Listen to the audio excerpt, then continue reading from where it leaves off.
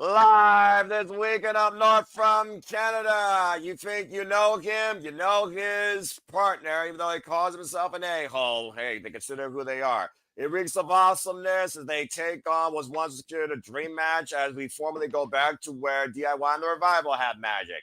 We take over the Scotiabank Arena in Toronto, Ontario, Canada, as AEW goes all out and brings us a tailgate brawl before the process. And it's not even a hockey game or a football game. It's professional wrestling, damn it. And Madman Tony Khan has done it again with a crazy card. So let's have some fun. Welcome to the discussion and welcome to another edition, as always, of Who Am I Kidding? Anything But Simply Predicting. Let's do this.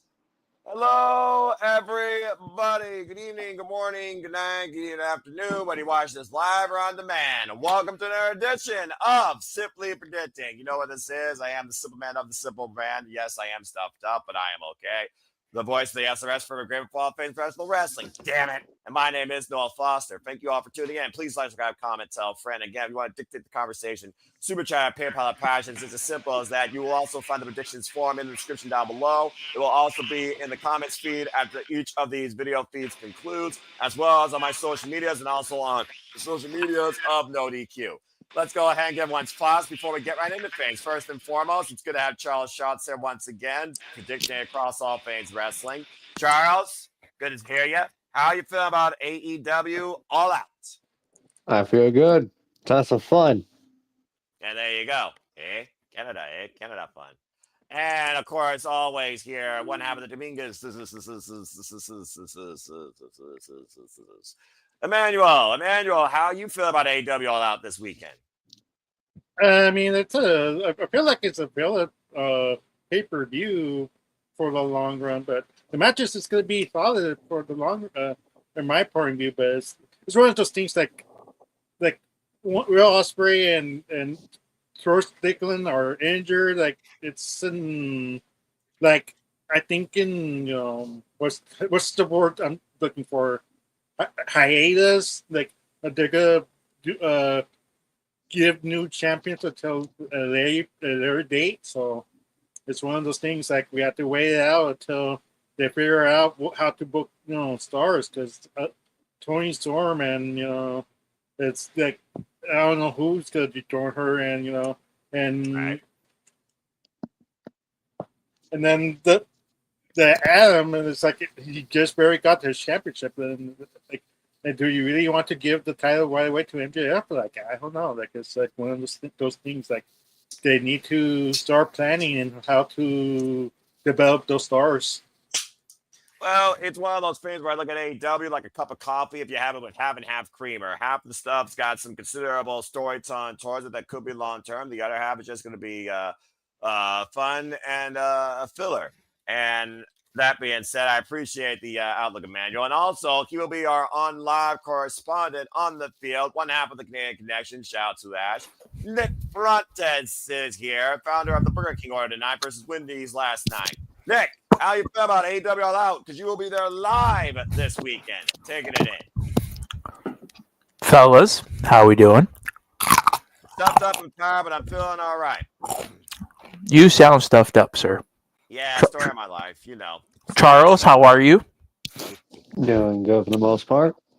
Emmanuel Dominguez says we have not done we haven't been on stream together. This is this is worse. Yep. Woo!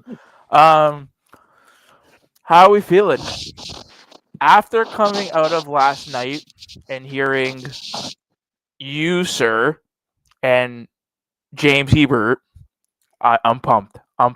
This is going to be a sick show. Honey, you ready for Saturday? There you go. There you go. I like hearing that soul energy.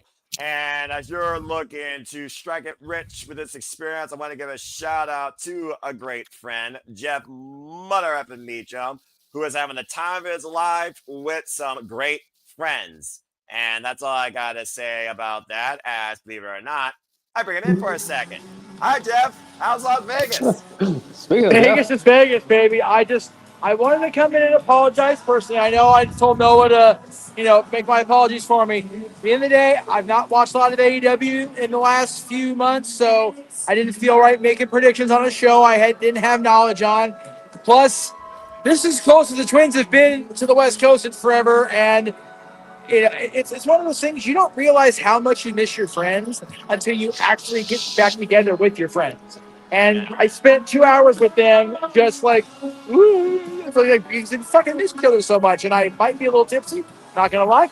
I'm in a karaoke bar called Smelly Cat. Let me just throw that out there now. I am not singing, thank God. I did record my friend singing though, and if she gets permission, we'll do the thing. Anyway, yeah, I just wanted to tell y'all how much I love you, and I am promised. There they are. It's so funny. As great as they still look after all these years, they both told me they noticed the weight loss and how much happier I look than they've ever seen me. That made my fucking night, like for real. I will say I apologize again for not being a part of the whole show. I promise you, Noah, I will sleep tomorrow and be sober and ready to go at noon Pacific on Saturday. I'm looking forward Jeff. to it, Jeff. Well, that being Jeff, said, we got enjoy Jeff. yourself. Go ahead, Nick. Jeff, we gotta know. What's the alcohol of choice tonight? What are we drinking? Where do we start and where are we at? Okay, so I told the girls this. I am not a wine person. I am not I drink, I'm either at the whiskey or the beer section, but I had 2 glasses of the rosé, the Bonita Bonita rosé, and goddamn is it good. Right now, I actually had a little bit of Terramana infused margarita. Feeling every bit of it, that's for sure. The Rock says, goddamn. So there you go. But yeah, I'm feeling this kind of way. Good thing I'm not driving anyway. I will see you all Saturday for the marathon. 12 straight hours of Jeff Meacham, either on production or on air. God save you all. Thank you so Get much, drunk, Jeff. Meacham. Get drunk, buddy. Get drunk, get laid, do whatever. That's what we say on the old show. Well, Vegas, Vegas, Vegas. Get home safe, Jeff, and have a great time. Always. Thanks for dropping by. For sure. That's Jeff motherfucking Meacham, folks, with fearless Jeff? friends in their mode. I love Jeff seeing that. There's nothing motherfucking more Meacham. precious in this life than the time that you spend with your friends, especially when you actually can engage with them personally. All right. Well, that being said, as Jeff goes all out tonight and we go all out this Saturday with our double feature, I'm looking very forward to this show. AEW pay-per-views are always a hidden gem of an experience, whether you're there live or whether you watch it with me live. So I'm looking very forward to covering this, as I am crazy. I'm covering both shows back to back, but you already know where I stand with this versus that. I don't compare, but you know where my passion most likely lies. So without further ado, to the predicting community and panelists, we've got a stacked card to discuss. Let's get right into it. So again, folks, this weekend, your double feature not just consists of Wrestling News on ESPN Plus, it consists of AEW All Out. Toronto, It starts officially at 3 p.m. Eastern Standard Time with a special 1-hour tailgate brawl, hour of wrestling and discussion and preview. Available at 2 p.m. Eastern Standard Time on all AEW social media platforms, wherever you watch All Elite Wrestling. To watch AEW All Out here in the States now is on HBO Max, $40 for HBO Max subscribers. Of course, you have international outlets as well for those that are up and beyond, including Canada, Australia. There's Dave & Buster's, there's payperview.com, there's Amazon, etc. And again, if you can't afford the show, we hope to be that fun blind conduit as we'll be covering it live the entire time. So stay tuned, as Jeff alluded to. Whether he's on screen or just production, man, this Saturday is going to be very fun, to say the least. And again, the Tailgate Broad's giving us 3 matches. Now, I consider that since there's only 4 of us, we should be able to get some applause towards most of the matches that we are very excited for. The other ones are like, why isn't this on like maybe a Collision, for example, etc. So I'm going to go ahead and show the Tailgate Brawl to those that are wondering, because these are the matches you get for free. We, of course, have made official an 8-woman tornado tailgate brawl with Willow Nightingale, Mina Shirakawa, Harley Cameron, and Queen Amanana taking on the Triangle Managers, Julia Hart, Sky Blue, the Megasis, Megan Bayne, and Penelope Ford. These bitches are going to brawl, and it goes all out. Expect coolers, spatulas, barbecue implements, and violence. Some of my favorite things. We also know that we have the Ops, Samoa Joe and Powerhouse Hobbs taking on the Workhorsemen, JD Drake and Anthony Henry. Could be a sign of things to come in the AEW Tag Team Division or even for the AEW Trios Championships. And speaking of AEW Trios champions, one man's missing from this picture, and that, of course, is the wrestler Katsuyori Shibata, as he will go one-on-one with the new Death Rider, Daniel Garcia, for the third time ever, as Daniel Garcia looks to get the better of the wrestler, all on his own. And those 3 matches will be available for everybody for free to engage with on Tailgate Brawl through AEW social media platforms. Now, before we get into the main card, I want to open the discussion towards anything that anyone may want to say regarding any of these 3 managers or for a quick pick predictions. Since Nick's going to be there live, I'm going to start with him to open up the festivities on this discussion. Nick, what do you think about the Tailgate Brawl setup here with the matches that are made? Do you have any quick picks you want to talk about, a match you're really looking forward to, and what do you think? So, the Tailgate Brawl seems to be the one thing I get from this is it's not unfortunate, but this is I hope they do something with the trios titles. Something! Sorry. Damn it. They do something with the trios titles after this, or shift their focus a little bit to the trios titles, because we've seen that the trios titles are not being defended at this pay-per-view. Correct. And they're all they're going their own separate ways in a way. So hopefully they get back to the trios title picture, which plays into one of the matches in the main card, and I'll explain to it when I get there. 2, the 8-woman Tailgate Brawl. This is again with this along with the no holds barred match that we had last night. This just goes to show that, these women want these kinds of matches. They want it. It's like Chris said in her interview recently. She wants the women to have more blow off matches. Sky Blue has come out repeatedly saying, I want to do more death match kind of things. She's a hardcore bitch, and I love it. Exactly.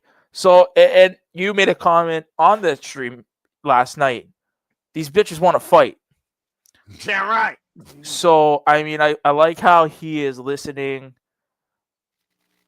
more and giving these women the opportunity. Hurry up and give us hurry up and give us a blood and guts.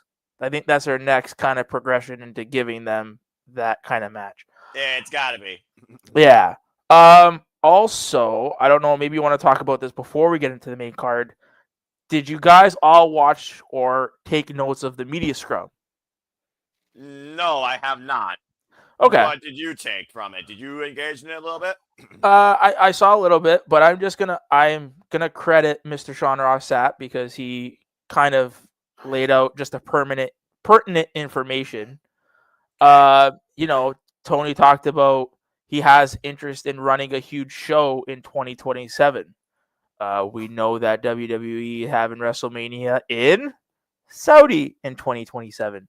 Yes. So for him running a big stadium show in the US at that time, that might be something to look out for. He did mention the word revolution a couple times. That's the pace for the year. That's their very first pay-per-view every time. Yep. Tony was asked about running different events like Double or Nothing. You know how he did Double or Nothing this year in Phoenix. He's doing All Out in Toronto. So it seems like he's making the main shows in new locations. So I like how he's doing that. You can't run Chicago every year, right? Right. Burnout's a thing. The market will be burnt out. So he's very excited of trying new markets and stuff like that. He was asked also about representation and the political views on some of their wrestlers, and he's just like, I don't care. We're here to wrestle. If you believe, in lamest terms, we're here to wrestle. We're here to put on a good show. If you believe in something else, you're not going to be judged for it. He also talked about moving the time. He's happy that the time was moved out back to 3 p.m.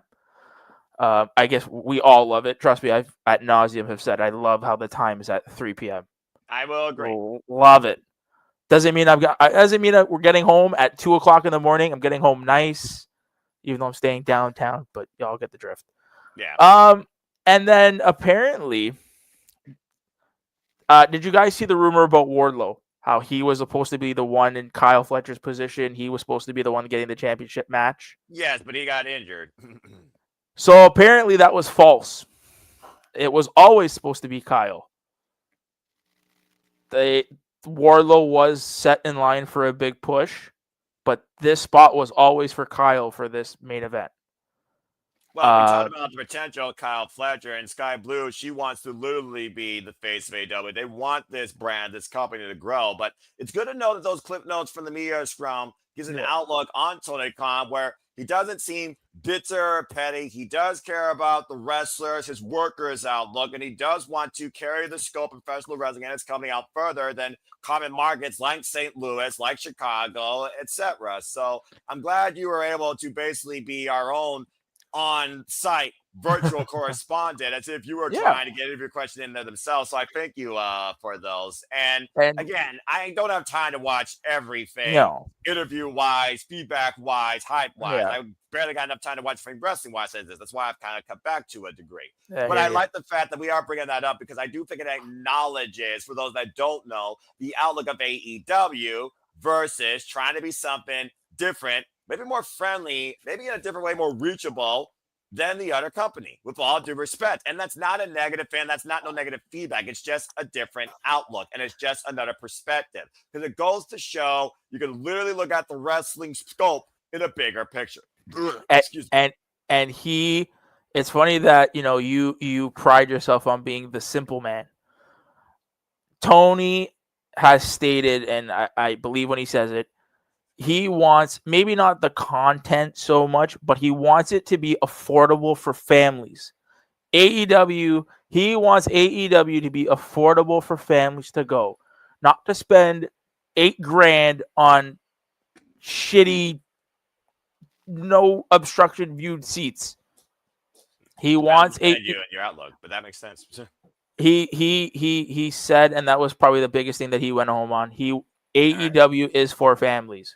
Regardless of what you think the product is in general, ticket-wise and the way that they're pricing their tickets, he wants it to be affordable for families. Respect. And Darren G and Matt Helms, I didn't acknowledge you after I saw Jeff there. It's great to see both of you and good to see everybody in the chat that's watching all of us too. Because in a way, the Predicting has become its own crazy family. And I somehow still moderate this family to this day. Now and forever. Well, thank you for that, Nick, and thank you for your outlook towards Tailgate Brawl. Charles, do you have anything to say regarding Tailgate Brawl before we get into the main card? Any quick picks or any quick thoughts on those three matches? The only thing I'm more curious about is that 8-woman tag, just to see what it could play into the women's title match on the main show. That's a fair point. Because of Willow being in this match. And the Triangle of Madness. Don't forget, Triangle of Madness has Feckla's back. So that's like the only thing I'm most noteworthy to see what happens. All right. I respect that. Manuel, before we get into the main card, any outlook you have towards the 8-woman tornado tag? And I'll be genuine with you both. These three matches look great, but you know how I feel about these bitches here at AEW. I love this women's roster. I cannot wait to call this shit. Any outlook you have towards the Tailgate Brawl, Manuel? Any of the matches? I mean, I think King Willow is going to win this one, in my personal opinion. But yeah, this is great for AEW having these many women in the feud and having faith that they won't go custom this match. So it's one of those things. I can't wait to see this match. Too bad not in the main card. That's the only problem I have with this. I think personally, it's supposed to be in the main card, but not in the free zone. But that's my opinion. I'm not Tony Khan, so. That's fair, but also I do look at it this way. You're getting a perspective of the AEW women's roster for free for those that don't know AEW. So I kind of see why they did this 8-woman tag on that Tailgate Brawl to a degree. Otherwise, I agree. I would have set this as the opening of the show, but it is what it is. Either way, folks, again, Tailgate Brawl, you can watch it for free on YouTube and AEW social media platforms this weekend ahead of the show.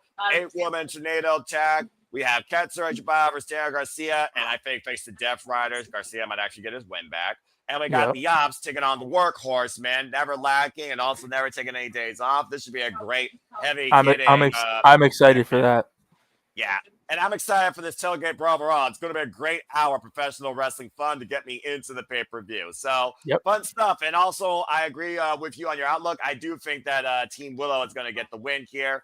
But again, because I host the AEW Predictions League and I respect everyone's outlook and their mentality, I only made the Predictions League focus on main card matches. And I do that across the board because I respect the wrestling business equally. All right, so that being said, great stuff, everybody. Why don't we go ahead and now get into this shebang? Because, you got 3 matches on the 0 hour.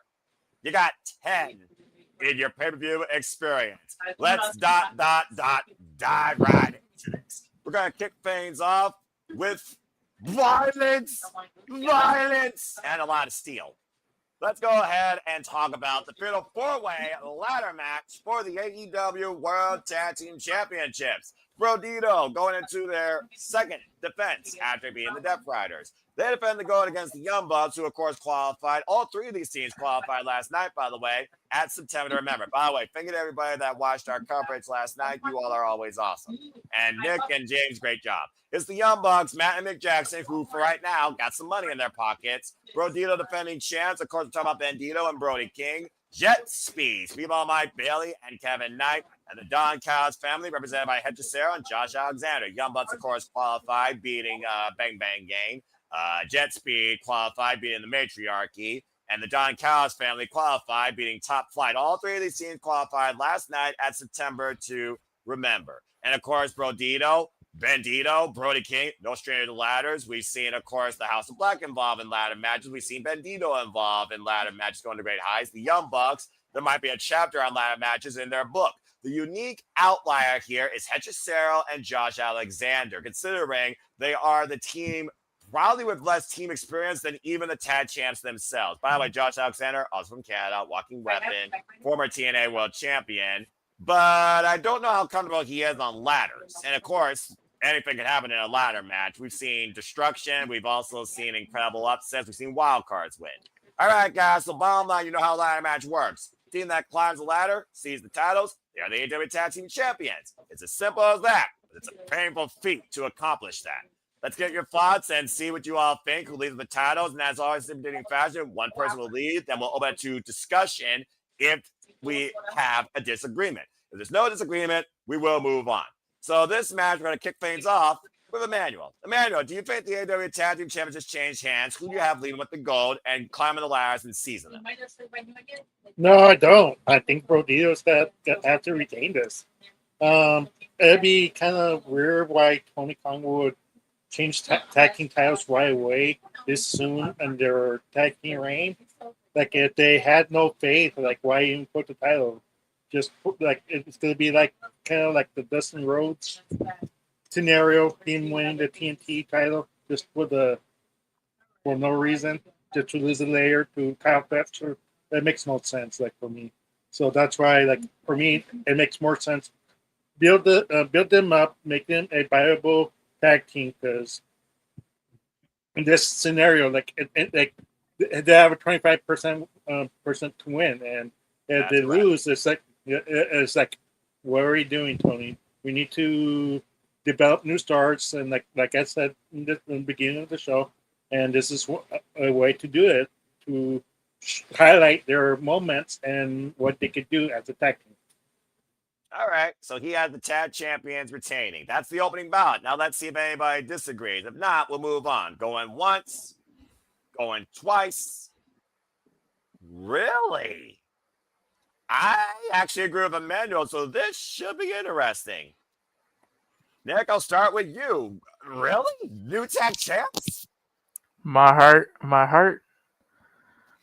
says Brodito wins, but my brain says the Bucks are winning it. Oh God! I don't know why. I see the Bucks winning it for the only fact of we all know, or we can all kind of see where it's going.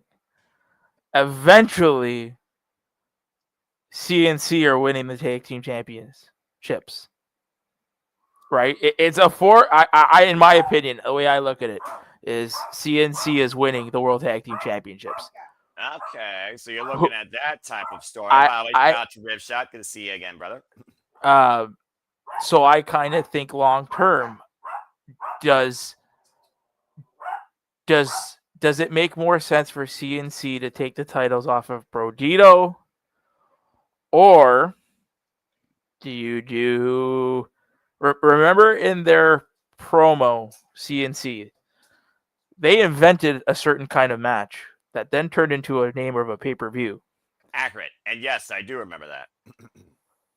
I mean, you would be silly not to redo that legendary TLC match between Edge and Christian, the Hardys, and the Dudleys, and you kind of just insert FTR and the Bucks, right? So I'm kind of thinking long term. I think I think the Bucks win it. I think this is just a way to protect Brodito, so that way they don't take a pinfall loss. But I think it's the Bucks. Wow. All right. And again, folks, I also just post the form in the chat as well. And shout out to a great friend of the Cibabo Studios, Daniel Miranex, who has already put his predictions in. So I'll go ahead and let him join the virtual discussion. As, of course, I track leagues for WWE, NXT, AEW, TNA. You know what I do. He actually went with Brodito to retain. So we got 3 Broditos and a Young Buck. Charles, you held your hand up. You disagree with the chance retaining. Were you also thinking the Young Bucks as well for similar reasons, or do you have one of the other 2 teams? To Nick's point, Young Bucks are trying to become record-setting 4-time AEW World Tag Team Champions. What's your pick? First of all, no. To the Young Bucks. Okay. I'm not going to be so. Considering what's probably going to happen in the world title match, I'm expecting the Doghouse Family to get the tag titles. Wow, you went with the As some pretty much. Let's get them some victory of the night on the show. So they're going to never lose the other match, so it's only fair. You can't have them lose it twice. You can't. Well, you could, considering you forgot there's another member of the Don Callis family in action, or should I say 2 more members. Beach. But we'll talk more about that later. That's true. I still respect your take. But you're still going with the Don Callis family? Yep. Well, I will say that Cesaro, former CMLL World Champion, and Josh Alexander, former TNA World Champion, together as AEW Tag Team Champions, considering their technique and the difference in styles that both bring. But we've seen them gel pretty well together, though. Whoop, there goes his phone. I do respect that outlook. And again, what I like about this match is the fact we have 2 more so AEW designatedly originally built talent here with the Tad Tiles versus veteran names you know from other companies. So I like that. But the bottom line, guys, first defense, they only have 1 defense. This is the second defense. I just don't see the Tad Champs losing. And I think the reason you have a ladder match, you protect the champions also in a gimmick. If one team you think should win doesn't win, it's almost like a triple threat, buffer, floppers, but you got 3 teams here. So what does one of these teams stand after this? Do we see Josh Alexander and Hechicero tag together for the long haul, or is this just another Don Callis plan to try and seize more control? That's the way I look at that team. As far as the Young Bucks, they're going to be stuck in tag team wrestling as long as they're able to freaking keep kicking it in this business. And as far as Brodito, let's see them, what they can do being leaders of this tag team division. I didn't call Brodito the winner for Forbidden Door. No one practically did. It was the biggest upset of the night at Forbidden Door. Let's not forget. That was literally when they pinned FTR to win. FTR still owes them a receipt. And the Hurt Syndicate, when the Hurt Syndicate takes care of business, you know they're coming back after those titles. And I want to see Bobby Lashley and Brody King mixing up again. So either way, I think Brodito does retain. Okay. Well, good stuff to kick things off here. Let's go ahead and keep taking care of business. Being taking care of business. This woman's portfolio, if it gets any bigger, she's going to need a freaking escort like a butler to hold these titles. Let's talk about Mercedes Moné versus Rico for the TBS Championship. Mercedes Moné is closing in on beating Jake Cargill's record for 506 days being the face of TBS since winning it against Will Nightingale. back at Double or Nothing 2024. Riho, of course, came back after an incredible match with Alex Windsor, but unfortunately, she did lose. Riho, of course, the very first ever AEW Women's World Champion, now has become the face of TBS, and Mercedes Moné realizes how Riho's tenacity and leverage can be very dangerous after getting a win with a crucifix driver against Robin Renegade. However, the CEO did get the last laugh and the last shot in. Desperation might be sending him on the CEO's heavy portfolio where it might become so heavy. We're talking about WWE, not too big to fail. It's not too long before Mercedes Moné finally busts. I'm just saying. She lost the big one. Does she lose the cornerstone of her belt collection, the TBS Championship? Let's call it what it is. All right, so let's go around the horn and see what y'all think about this. We will start this time with Charles. Charles, do you have a new face at TBS or Mercedes Moné retain, getting one step closer to beating the previous bitches run as longest TBS champion in history? This thought about being the most easiest match to predict on the whole show. Literally, Mercedes is not losing that freaking belt, so she breaks Jade's record. End of discussion for that one for me. Mercedes is keeping the belt. Well, there you go. I don't think there's going to be no disagreement from anybody here. It's just a matter of, it's nice to see Rico back under taking care of like these issues. I mean, we're waiting for like the lights on Carl Sheeta to come back as well, but it does make me wonder who should be the face of TBS if we come to that point. I believe someone pointed out last night during our call, Nick, that just before Wrestle Dream, she will eclipse Jade Cargill's reign. Makes me think that Wrestle Dream might be a new dream come true for a new face of TBS. But again, that might be in the long haul, a different form of storytelling. In the short run coming up, because Wrestle Dream, as we know, folks, is next month. But that being said, I don't think no one's going to have any further things to say or try, even sober or drunk, to disagree that the CEO is going to retain. The question is, does it go the time limit? We've seen how close those matches go. Or does she somehow pin Riho or submit her? It comes down to how the match ends, but I think we all know the result. Mercedes Moné is retaining. Even Ripshot knows that. All right. Very simple. Nicely done. And Daniel, by the way, agrees with us so far as the one that's put his predictions. I don't think no one else has anything to say, right? Am I good? Want to make sure everyone gets their thoughts. And as always, but some of these matches, I think we all can agree, are very simple in context and predicting. And that's okay. I triggered Emmanuel's main. And then what you got to say real quick before we move on? I just saying it'd be a ha-ha if Tony Khan would kill the Mercedes, like just before she gets the breaking for Jade, just for the ha-has, but I know Tony Khan won't. Yeah, I'm about to say, I don't think he would do that. For those that are wondering, Mercedes Moné has been TBS champion now for 481 days across 20 successful defenses. Jade Cargill's run lasted for 508 days. She is literally less than 30 days away from eclipsing Jade Cargill's reign. All right, moving on. Very nicely done. All right. Well, that was some simple talk. Now let's go to something that's going to bring some real talk back. Maybe not during this match, but maybe afterwards, because it's one of those things where I almost feel like this should be on Collision or Dynamite, considering the last time he wrestled in Canada, he lost to Shugo Okada.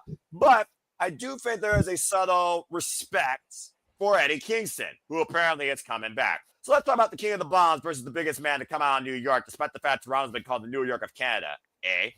Let's talk about Eddie Kingston versus Big Bill, a battle of the Yorkers. Go figure. And I know New York and Toronto are no strangers to each other when it comes to rivalries, especially in hockey. If you know the Maple Leafs versus, never mind. I'm not going there. This isn't Sports Center. Anyway, Eddie Kingston has been called out by Big Bill. And as Big Bill says, I'm the biggest thing in this ring. Yet there are people that says, I don't belong in the same ring as you. So I'm calling you out, Eddie Kingston. And I'm going to prove to everyone what you've always been. Nothing more but a fraud. In a nothing short, simple story to put towards this, let's call it what it is. Exhibition match, folks.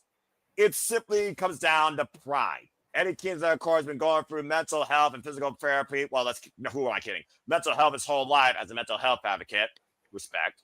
Of course, he has been out of action since Resurgence when he lost the NJPW Strong Openweight Championship to Gabe Kidd after both his knees was blown out in the last man standing no ropes match, and that was back at Resurgence 2024, I believe. Again, the years sometimes run together. Yeah, 2024, because he held that title for nearly a year. So here we are. Big Bill versus Eddie Kingston. What does this mean going forward? We talked about for the longest time, one of the longest running storylines that never got a true end game was Jon Moxley versus Eddie Kingston. Case in point, what's coming out later. But here we have Eddie Kingston taking on Big Bill. Two New Yorkers with a lot of pride. Big Bill has been standing tall on his own with a bad apple Brian Keith that yells one word. And of course, Eddie Kingston is the previous Continental Classic champion and also was previously NWA Strong champion and even a Ring of Honor World champion. But he even said while he was training with Cesar Bernoni, can I keep up with these young guns? Again, a man that's very humble, a man that you've written up that you think couldn't even wrestle, and yet this is the guy that held up with Bryan Danielson, some of the greatest in all time, including Katsuyori Shibata. So it's almost like a proving ground almost for Eddie Kingston's return in general. Can Eddie Kingston still wrestle, still hold up? Can his body still hold up? Can his brain still hold up? Or is he SAWFT soft? Let's find out. Let's get your thoughts towards this. Nick, what do you think about this return match for Eddie Kingston? What do you think it leads to? And who do you got winning? It was random. It's definitely random. I know that somebody did ask Tony why, and I think the answer was he wanted to advertise it. He just wanted to advertise that he was coming back then.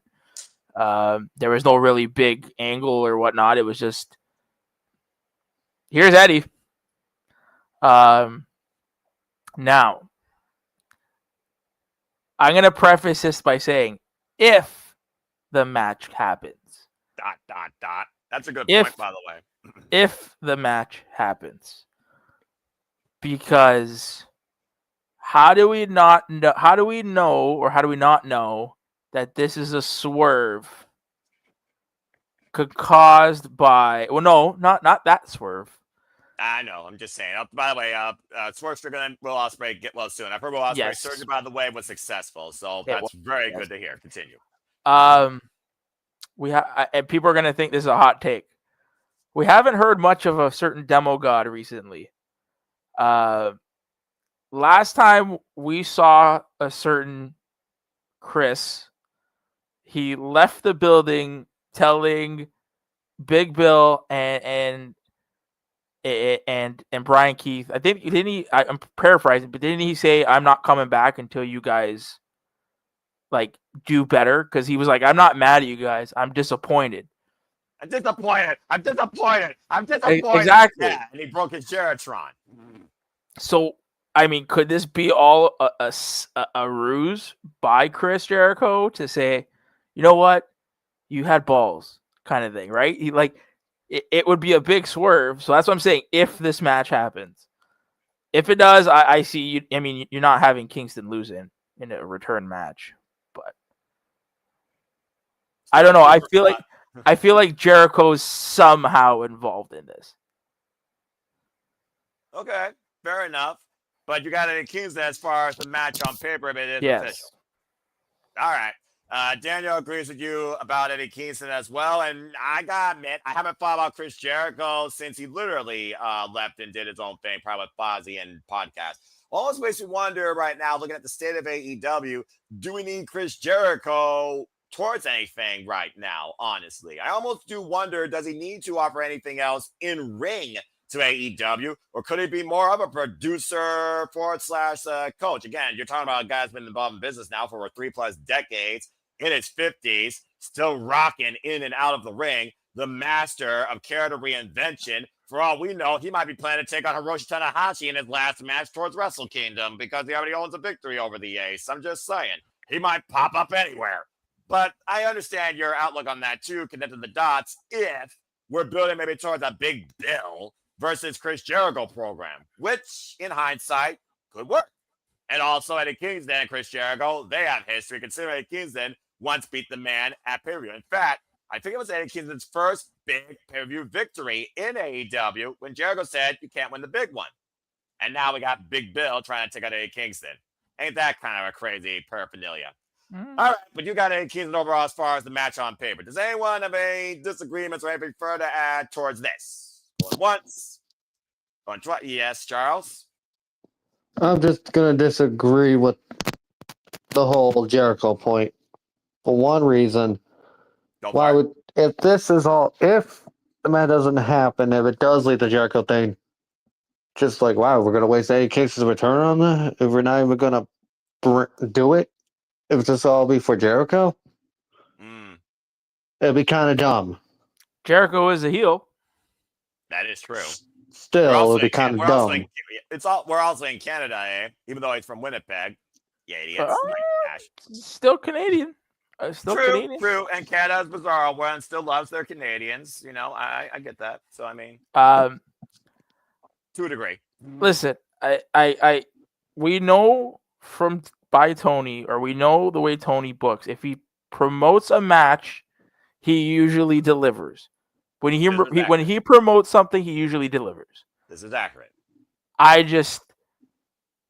You had Chris Jericho being asked about AEW recently, and he's like, "Yeah, no, I'm still under contract.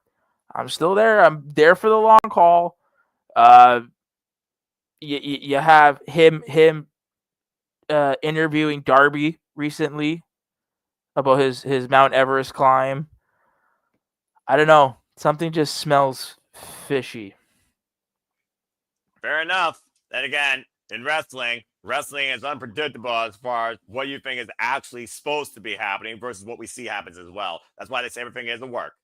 Okay, but that being said, we're all going with Eddie Kingston. The King of the Bomb shows up and gives us a spinning back fist and maybe tells us what's been on his mind for the last year, since we haven't seen Eddie Kingston in the ring since May 2024. May 11th was his last match last year. Just saying. It'll be good to see Eddie Kingston back, by the way. I miss that guy to a degree because also he's one of the best talkers on the mic. Let's call it what it is. When he speaks, you listen. All right.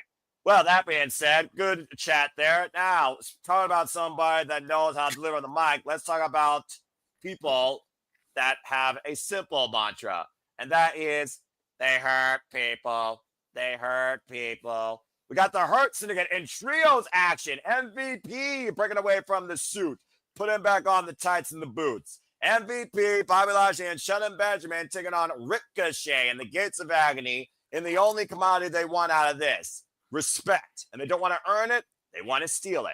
I'm, of course, referring to the fact that Ricochet and the Gates of Agony cost the Hurt Syndicate the AEW Tag Team Champions back up Forbidden Door and a big WTF that we didn't think about. But Ricochet never forgot that MVP embarrassed him and bullied him like a little kid in high school that he was going to stuff into a locker. Since then, we've seen Ricochet go one-on-one with Shelton Benjamin. By dubious means, Ricochet did get the win on the Standard of Excellence, while the almighty Bobby Lashley and Total Leona gave us a meaty match clinic that turned into absolute chaos last night, and no winner was determined. And then MVP proved how much he could swing a cane, breaking it across Ricochet's back, bending him backwards as the Hurt Syndicate took the ring. But we've also seen how strong the Gates of Agony and Ricochet have come together as a cohesive unit. We've also seen the Gates of Agony previously challenge the Hurt Syndicate for the AEW Tag Team Championships. So the bottom line, where does business go from here when it comes to the Hurt Syndicate versus Ricochet and the Gates of Agony, and who gets hurt and who gets the last laugh? And hopefully not that Ricochet laugh. I'm just fracking saying. So let's go ahead and talk about this trios match. This should be a lot of fun. Emmanuel, let's start with you on this one. What's your thoughts for this trios match? Which side do you got winning? I think the Hurt Syndicate will have to win this. I think this feud might prolong. I've been thinking maybe MVP eventually joins them, but I don't know if that's the direction because let's face back, Bobby Lashley and Shelton Benjamin really don't need MVP. That's more of the mouthpiece, but they need to really separate them from and break them apart if they're gonna build like a singles action, because even though the Hurt Syndicate is still pretty over it for the AEW crowd, it's like I think Ricochet and his spouse will benefit more with this victory and build the future of AEW. That's my point of view. the future of AEW, and you need to build new stars and upcoming stars. And Ricochet's still young enough to do that. So for me, Ricochet has to win this. Ricochet and the Gates of Agony. Okay. Well, we got Ricochet and the Gates of Agony, and Daniel already disagrees with you. He's going with the Hurt Syndicate. Ricochet, by the way, folks, has not been in the ring with MVP since 2020, when they were on Monday Night Raw, and they were on opposite sides of the equation. At points, it was MVP and Bobby Lashley. Y'all remember that duo, by the way, in a feud against Cedric Alexander and Ricochet over the almighty WWE United States Championship, when the Hurt, business was, basically still employed. And then it was put out by the old ownership.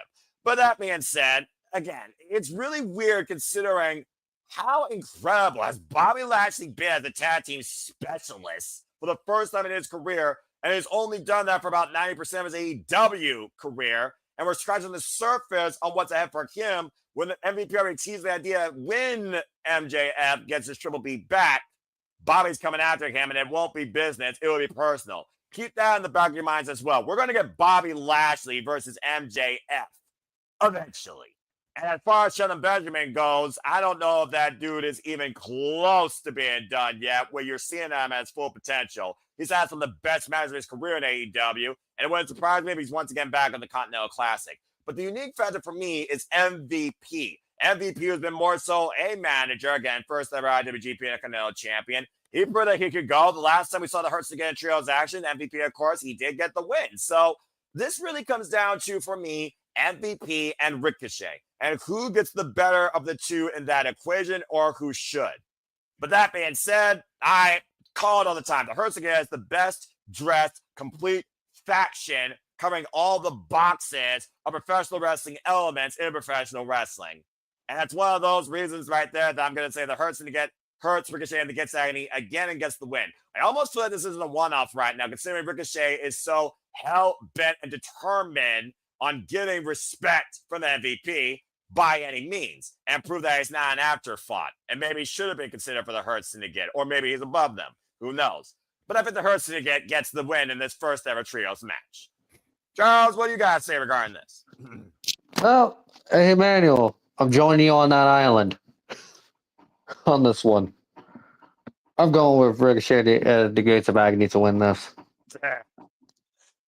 So there you go, Emmanuel. You're not alone. The loop of the contract, they got a no losing clause.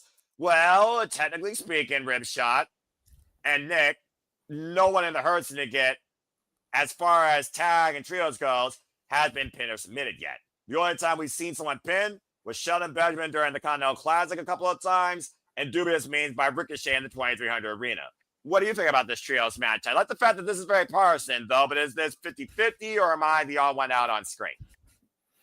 Remember how I said in the beginning of this stream that I hope they put emphasis on the trios titles coming out of this pay-per-view? Yes. I'm gonna take everything everybody just said, and I'm gonna put you one further. When you look at Ricochet and the Gates of Agony, you're looking at your next trios champions. Oh, hot take. They're getting the win. They are getting the win. They're getting the win tonight. They're going to go and challenge for the trios championships. And in that time, because, oh my God, you know what? I have to give credit to my wife. She's not listening, but I'm going to give her credit for something. She says I'm on X too much, or on my phone too much. So according to sources, online sources, I think Fightful put it out. Again, Sean Rassap, great guy.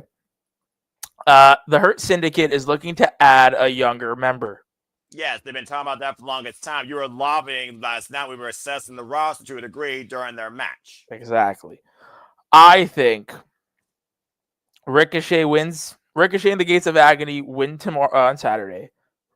Ricochet pins MVP, and then the story becomes MVP can't do it anymore. His in-ring career is behind him. They need to find another member to be in the group. And in that time, as they're finding a new member, You have Ricochet and the Gates of Agony. You have them kind of traject upwards, their momentum, and they're the next ones to challenge for the Trios Championships, ultimately winning the Trios Championships. Let them have a run with it, and then the Hurt Syndicate come in and take the Trios Championships off of them, maybe next year. I mean, we also got World's End in Full Gear, but I do see what you Yep. mean. And, I'm already a few points ahead. I can afford to lose one, but I don't know, man. I just look at the Hurts and I'm like, I can't see them lose. But then again, to your point, it is extremely rare to see MVP in ring action. In fact, the Hurts Syndicate have been involved only in one trios match back in January, and they beat Mark Briscoe and Private Party, which of course led very shortly after that to Private Party losing the tag titles to the Hurts Syndicate. But also MVP, he has been involved in some singles matches across the independents in BTW and new WrestleFest 28 and even CCW down in Florida. Of course, that's more so MVP Stomping Grounds, so that actually makes sense. But I can definitely understand where you're coming from. And Ripshot here, I don't think Ricochet is going to do that, considering Ricochet right now has had no momentum before he got the Gates of Agony. That boy needs his insurance policy. And the Gates of Agony, I think that they make a pretty good unit with Ricochet, Ripshot. And again, to Nick's point, this is another trio now involved in the trios division, where you don't really know what direction it's going in, with the Ops that are still holding it down, never lacking. So, and another thing I'm going to say right now, you don't need 10, 6, or 15 members to have a qualifying faction.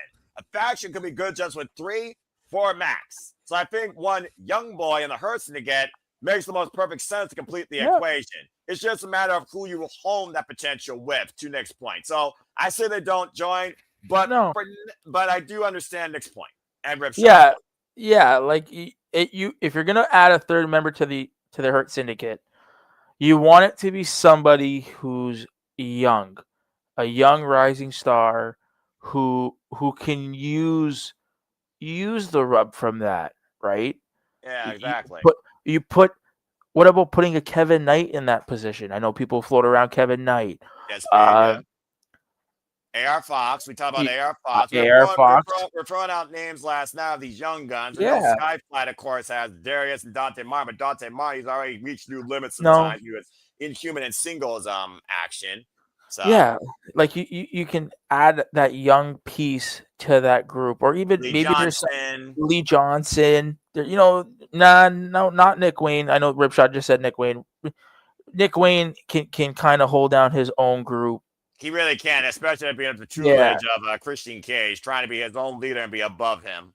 Yeah, and I mean we technically haven't finished the Nick Wayne Christian Cage drama either, because as we remember, Nick Wayne wasn't at All Out or at All In because of his injury, so we haven't finished that story. Forbidden Door actually botched Forbidden Door. So we have Nick Wayne botch, I like that. I like that. Thank you. Wait, I think that was JJ that did that. Good job, JJ.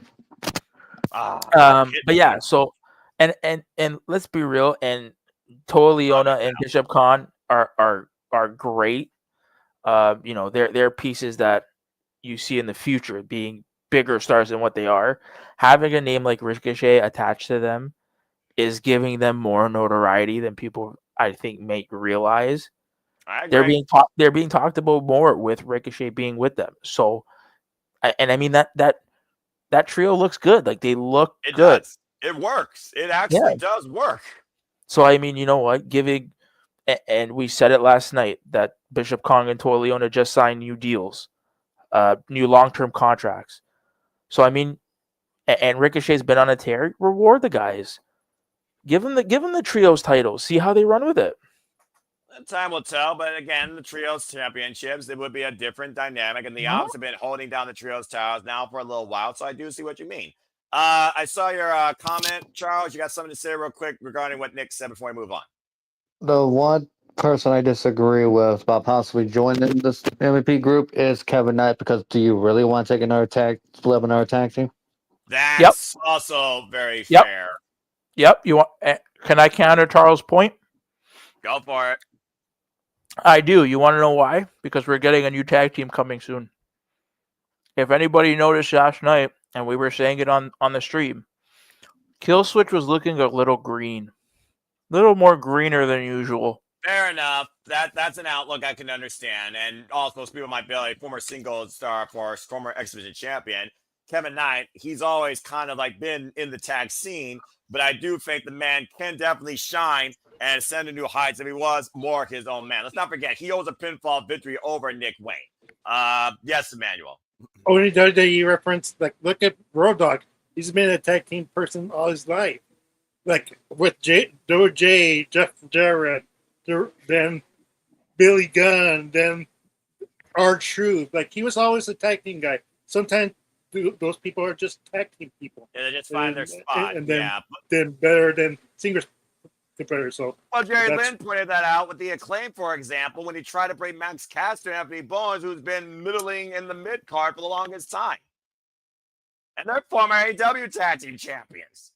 So I do like the idea, though, that we are looking at perspective scopes, though, of the tag and the trios divisions, as well as a young gun standing out on their own and maybe being encouraged and guided by the Hurt Syndicate. So there's a lot of potential that comes out of this trios match regardless. But I do see a lot of y'all's points, but fuck it. I'm already in the lead in the freaking all-elite team of no DQ, so I can afford to lose the point. I just don't think they're going to just make this a one-off, and I think the Hurt Syndicate gets the first solot. So I'm going with the Hurt Syndicate. And I'm going to keep it at that. But again, people, your predictions matter. Your predictions can also be altered, but they cannot be altered beyond 12:30 p.m. Eastern Standard Time this Saturday. After that, your predictions will be final. Or 1:30 p.m. Eastern Standard Time Saturday. Excuse me. Your predictions after that will be final. All right. Let's go ahead and move on from there. So let's see who you all believe deserves to become a human pin cushion. Or, subtly put, is he better than you and you know it? It's not on TNT, but it's literally a TNT match. I never thought I would call a match literally called this. Then again, you might as well just call it no disqualification, but expect a lot of wood and a lot of metal. For the first time ever that I can remember, we are having a tables and tacks match. You heard me right, folks. Tables and tacks. It is Maxwell Jacob Friedman, MJF, taking on Mark Briscoe. These two men have been at each other's crosshairs for the longest time, and MJF was in the Hurt Syndicate, calling out Mark Briscoe, saying you are a choke artist, you can't win the big one. While Mark Briscoe has been trying to go after the TNT Championship, and MJF cost him that. Things got extremely personal, though, when he invoked his brother's name and said the Ron Briscoe died. Good Lord, there is no level of lowness that MJF will stoop to when it comes to getting the better of somebody on the mic and making it personal, damn it. As we also saw, MJF got a crooked win over Mark Briscoe back in AEW Dynamite Cleveland, but of course, karma is a bitch. As of course, MJF, who was seconds away, excuse me, who was seconds away from winning the AEW World Championship, had been endured, Mark Briscoe made sure that same shoddy victory didn't happen, to the point MJF lost out. Now, MJF does still have a contract, folks, to challenge for the AEW World Championship, but now, when he cashes it in, it'll be with a week's notice towards the champion, per Tony Khan. He's already confronted Tony Khan about that, too, and Tony Khan doesn't give a damn. You disgrace the sport of professional wrestling. I'm not pulling you out of this match. Why MJF paraded him and says, when enough Briscoe is in the ground, it will be on your hands. Way to put on your big boy pants, boss man Khan. So he gave Mark Briscoe free range to choose the stipulation because he is looking to literally send this chicken man up a blaze to hell and not be with his brother. So Mark Briscoe thought about, what could I do to this man? Well, you know what? You're already a human prick, so why don't I put some pins in you? What about tables and tacks? We've seen tables matches. If you watch TNA, there was once a match with 10,000 tacks. So I have no idea what the fuck these yahoos are going to do to each other and who gets pincushion worse. But expect some extreme acupuncture in what's basically a no disqualification match. Mark Briscoe, MJF 2, one-on-one. Okay, well, this should be interesting to say the least. I've never heard this gimmick, for Pete's sake. We're going to have tacks pinned to the table again? What the fuck are we doing? Are we going to get a flaming tack table? Well, I don't know what the fire code is in Scotiabank Arena. I should consider that, despite the fact it's a hockey arena. But I'm curious what the fuck these yahoos are going to innovatively do to each other with the weapons. We know both men can wrestle. It's already been proven. And again, with MJF, it's a different style, and it's psychological warfare. Mark Briscoe, he keeps fighting till he can't fight no more and still keeps fighting. let's go ahead and get y'all's thoughts towards this. Charles, you will start off with this one. Tables and tacks. No disqualification match. That's Will Jacob Freeman versus Mark Briscoe. Who do you got? Well, this is gonna be fun because I And that's expect it. MJ. Yeah, but hey, this is unique. I'll give him that. Did kind of throw me off for a second. The match Right? was announced. However, considering I have been also paying attention to MJF outside of this AEW, consider he's been chatting up with an old dynasty buddy of his, Alex Hammerstone. Yes. Which is why I will not be surprised during this match. Alex Hammerstone shows up and helps MJF win. Yep. I would not be surprised if that happens. That's why I'm going with MJF because of that outside factor help alone. Fair enough. So he went with Maxwell Jacob Freeman and the idea that Alex Hammerstone might become All Elite and a dynasty that was once made back in Major League Wrestling might rise Well, in All Elite Wrestling. not fully all elite. I would not be surprised if there's an MLW and LAW partnership. Well, yeah, there's that. But also, to your point, let's not forget, MJF is also wrestling this Friday. He's defending a CML World Championship against Mystico to the point that he says that if he beats Mystico again, he's going to take his mask once for all. It's match versus title. And folks, that's actually on tomorrow in English commentary on Triller for $20. So if you want to watch that, go for it. That's cool that CMLL's got that far now. They got English commentary in play. Thank you, Walker Stewart. I might actually watch that myself. All right. Well, that being said, as far as the match on Saturday, he's got MJF. Hammerstone or not. Let's go ahead and get y'all's thoughts towards this. Again, it's definitely been a long story, to say the least, ever since Mark Briscoe called out MJF on his BS and made a shirt out of it, talking about the tiny pickle-lated pants. Then I want to hang out with these fellas too. And not, by the way, congratulations, though, legit, for MJF marrying another Canadian, Alicia Atut, who, of course, now has her past and is American. I wish nothing but the best to them and their lifelong happiness. All right. That being said, we got an MJF. And we also have an MJF courtesy of Daniel. Nick, what about you? What do you think happens here? Tails and tacks. WTF. Mark Briscoe or MJF? Mark Briscoe. No. Reason why Mark Briscoe is because MJF screwed Mark out of a world championship match. I think this is my prediction. When I watch AEW, I watch it for me. I don't watch for anybody else. So I see things differently. I respect that. I would not be surprised if Briscoe wins on Saturday, and because he won and he pinned MJF, he gets the next title shot. I think the next pay-per-view is Wrestle Dream. That's correct. You know, MJF cost him a world championship match, right? Correct. So I mean, and Hangman's respect for Mark, like he has so much respect for the Briscoes. He's said it. Yes. I do think that Mark gets the next title match. You can always do the dynasty thing after the match, right? Yes. Because it is a thing. For those not watching MLW, it is a thing. But yeah, so I say Mark. I say Mark wins this. MJF, I think, is shooting a movie pretty soon too. We of course just shot Happy Gilmore 2, by the way. Yeah. And congrats to the success of that movie. Yeah, and then he just got cast in another movie. So the man's pretty busy. I think he loses this match. All right, so we got one Mark, one MJF. I love how partisan this is. And I also want to put this out here regarding a championship match, not just ahead of Wrestle Dream.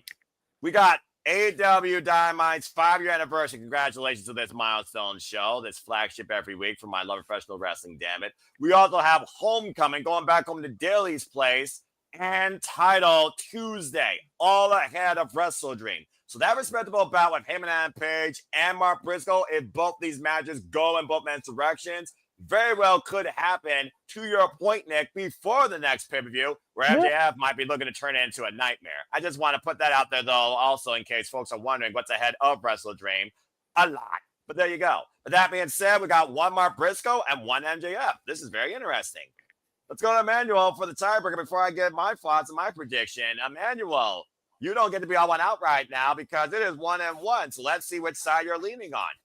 Tables intact. Do you have Mark Briscoe or MJF? And could this lead to a championship match for Mark Briscoe, knowing MJF, no matter what, has a guaranteed title shot still in his back pocket? It just means he got 1 week to wait on it. I mean, I like Nick's idea, to be honest. Like, that's a brilliant way to do it, and in that way, you keep MJF out of the picture for now, and then when he cashes in during the middle of the match, he wins the title that way.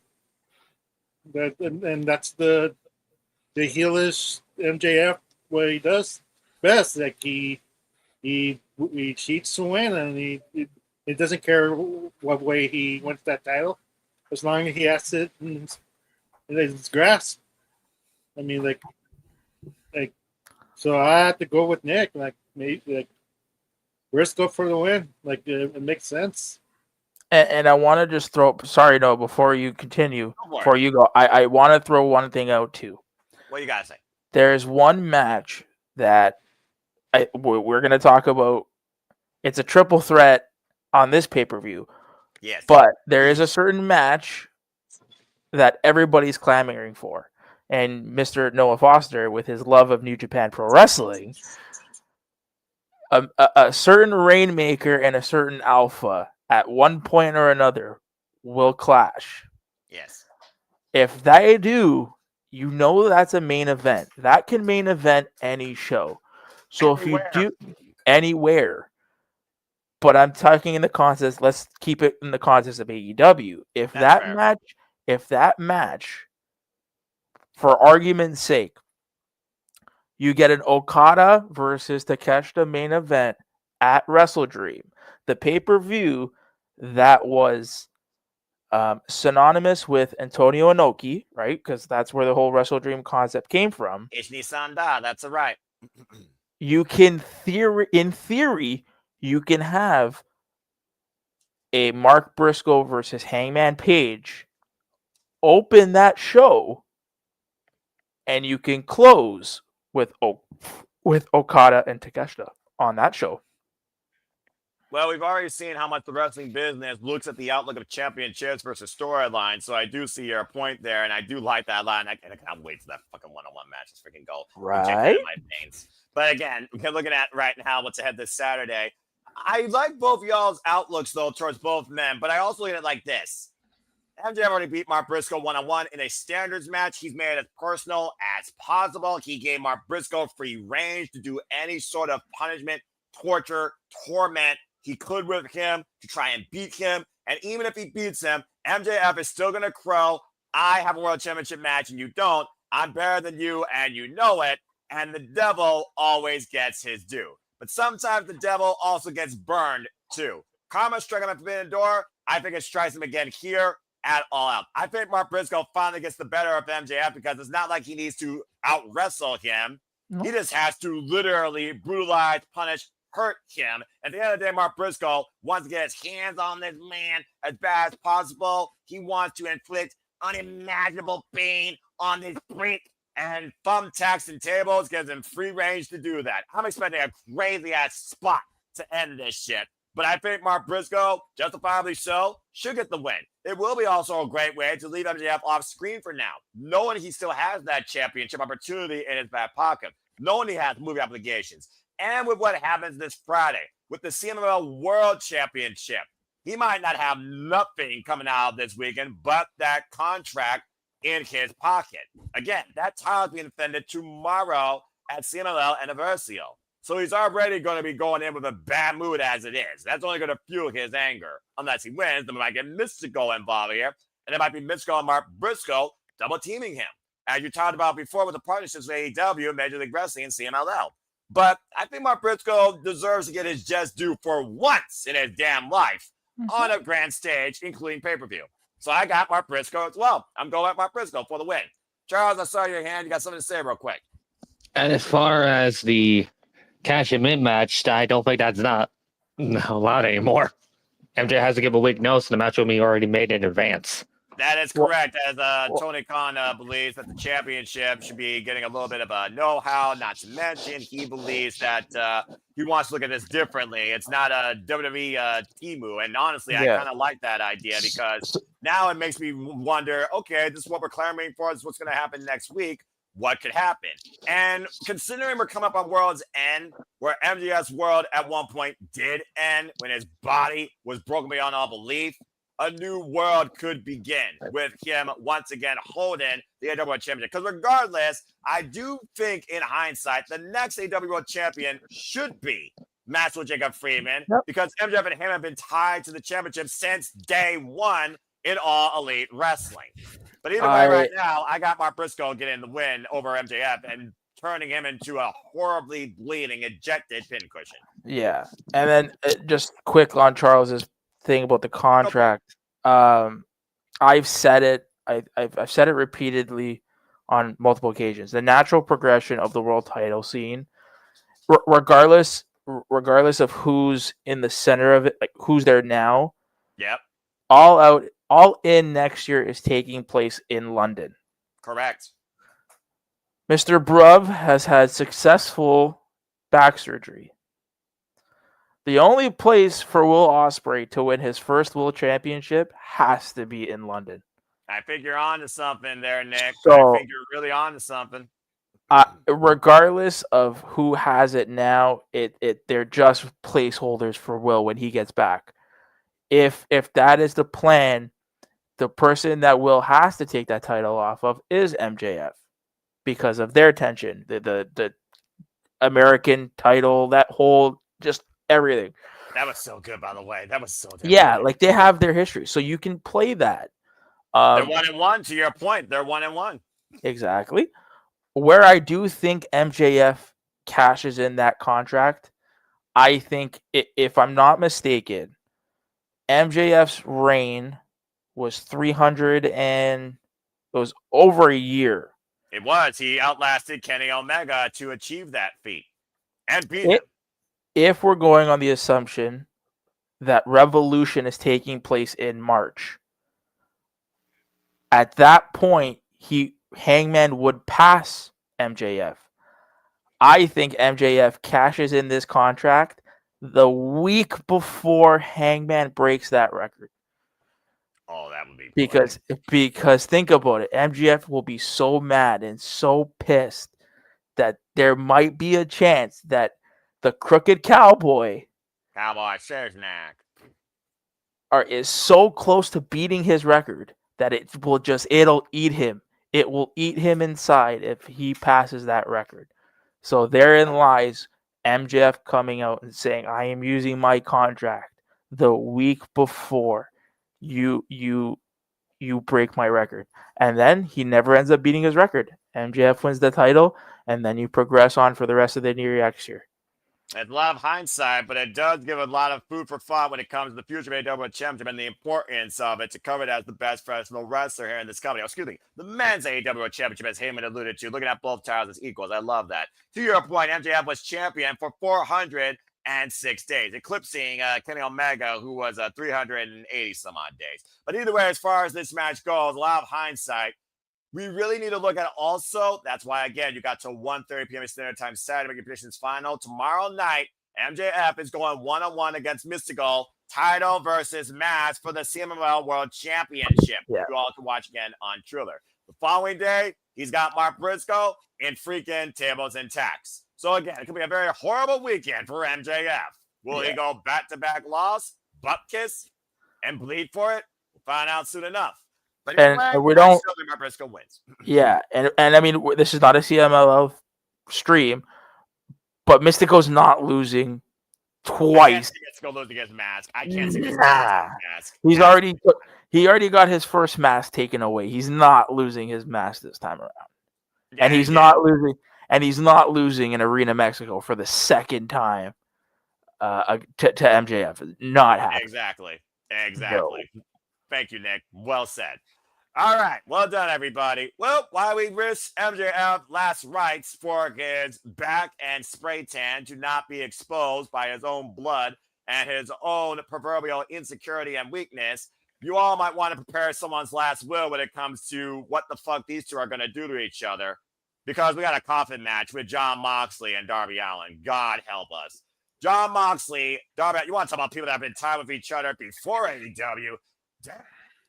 Jon Moxley, Darby Allin, insert number here. And this time it is a coffin match. God help both of these men. Oh, good Lord. Where do we freaking begin? The Death Riders came to light at the expense of Darby Allin when Jon Moxley took Darby Allin's AEW Championship opportunity last year at Grand Slam, saying, simply put, you aren't ready.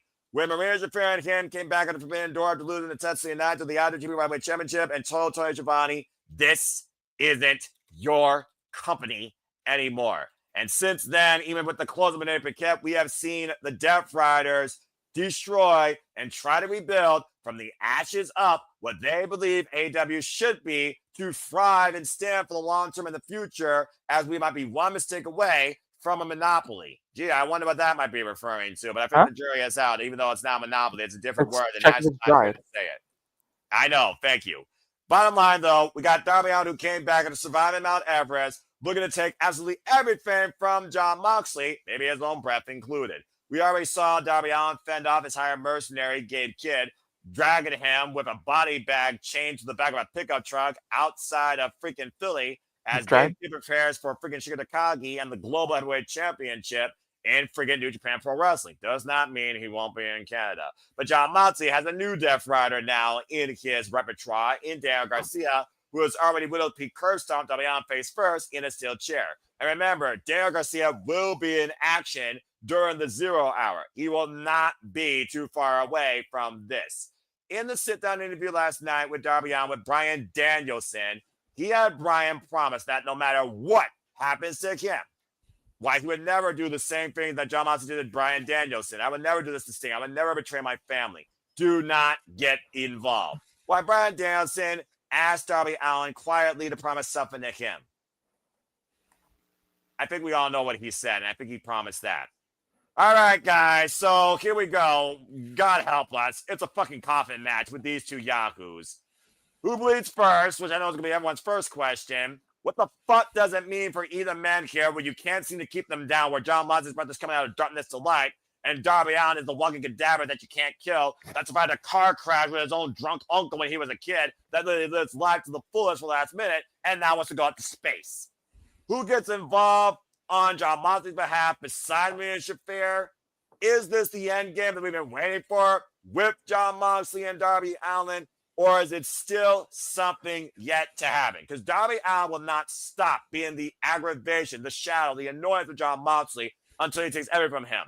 While Jon Moxley said, simply put, I'm sorry that I have to end you. But if that's what this takes, so be it. Rip. Let's get your thoughts towards this coffin match. Emmanuel, I will start with you. What the fuck happens here? Who gets dropped in the coffin? I think Moxley's going to lose this and be in hiatus. He really needs these vacation time away, to be honest. And Darby really needs this victory. Like, they really need to have this storyline to end, to be honest. I don't know why they had to bring Daniel Garcia to to this Death Riders storyline. I got no idea why they had to continue this. So maybe someone will explain to me why they had to do this, but because I agree, don't know like why they had to keep the storyline along. Mm-hmm. Because it makes you think that Moxley is gonna continue winning, but for me, it's obviously the babyface needs to win this. Had this storyline and let's move on. I mean, I don't know. I'm not sure how much longer the Death Rider storyline needs to prolong this. So, like, I don't know what else to say. Silly put. Well, Nick, we've seen Darby Allin survive couple matches before, including against the likes of Brody King and All Ego, even Page, and even Andrade El Idolo. But to Emmanuel's point, Darby Allin has yet to beat Jon Moxley. Believe it or not, folks, this is their 5th one-on-one encounter. Their first encounter was back before AEW, of course, as Jon Moxley alluded to, back in New Brass City Brawl 2019 on pay-per-view. And of course, they also previously faced Chairman Jon Moxley was AEW champion during the pandemic. They have not been in the ring together one-on-one since last year's September at Grand Slam when Jon Moxley took his #1 contendership. This is their 5th one-on-one match, and of course, we saw in that Lights Out Steel Cage, the Death Riders lost as Darby Allin looked down from above after destroying Gabe Kidd through 4 damn tables as they won the Lights Out Steel Cage match, but the Death Riders still got the last laugh. It's one of those things, Nick, where I look at the Death Riders, they don't need to win. They just need to punish and get the last statement and ride out of the building. And I do think that's going to be another potential possibility here with the Daniel Garcia factor in the equation. And you know that Claudio Wheeler Yuta will not be too far away either. Maria Shafir will die with Jon Moxley on this mission statement. She's been the most dangerous, valuable Death Rider in this entire campaign since day one. She's been with Jon Moxley since the beginning of it, for Pete's fucking sake. It might as well end with her, and Willow Nightingale still wants to get a piece of her, might I add, and we still don't have Willow Nightingale with Fear yet. So that being said, we got Darby Allin somehow surviving this coffin match, and if even just for 2 seconds, put in Jon Moxley in the coffin and closing the lid. Because, folks, at the end of the day, that's the stipulation.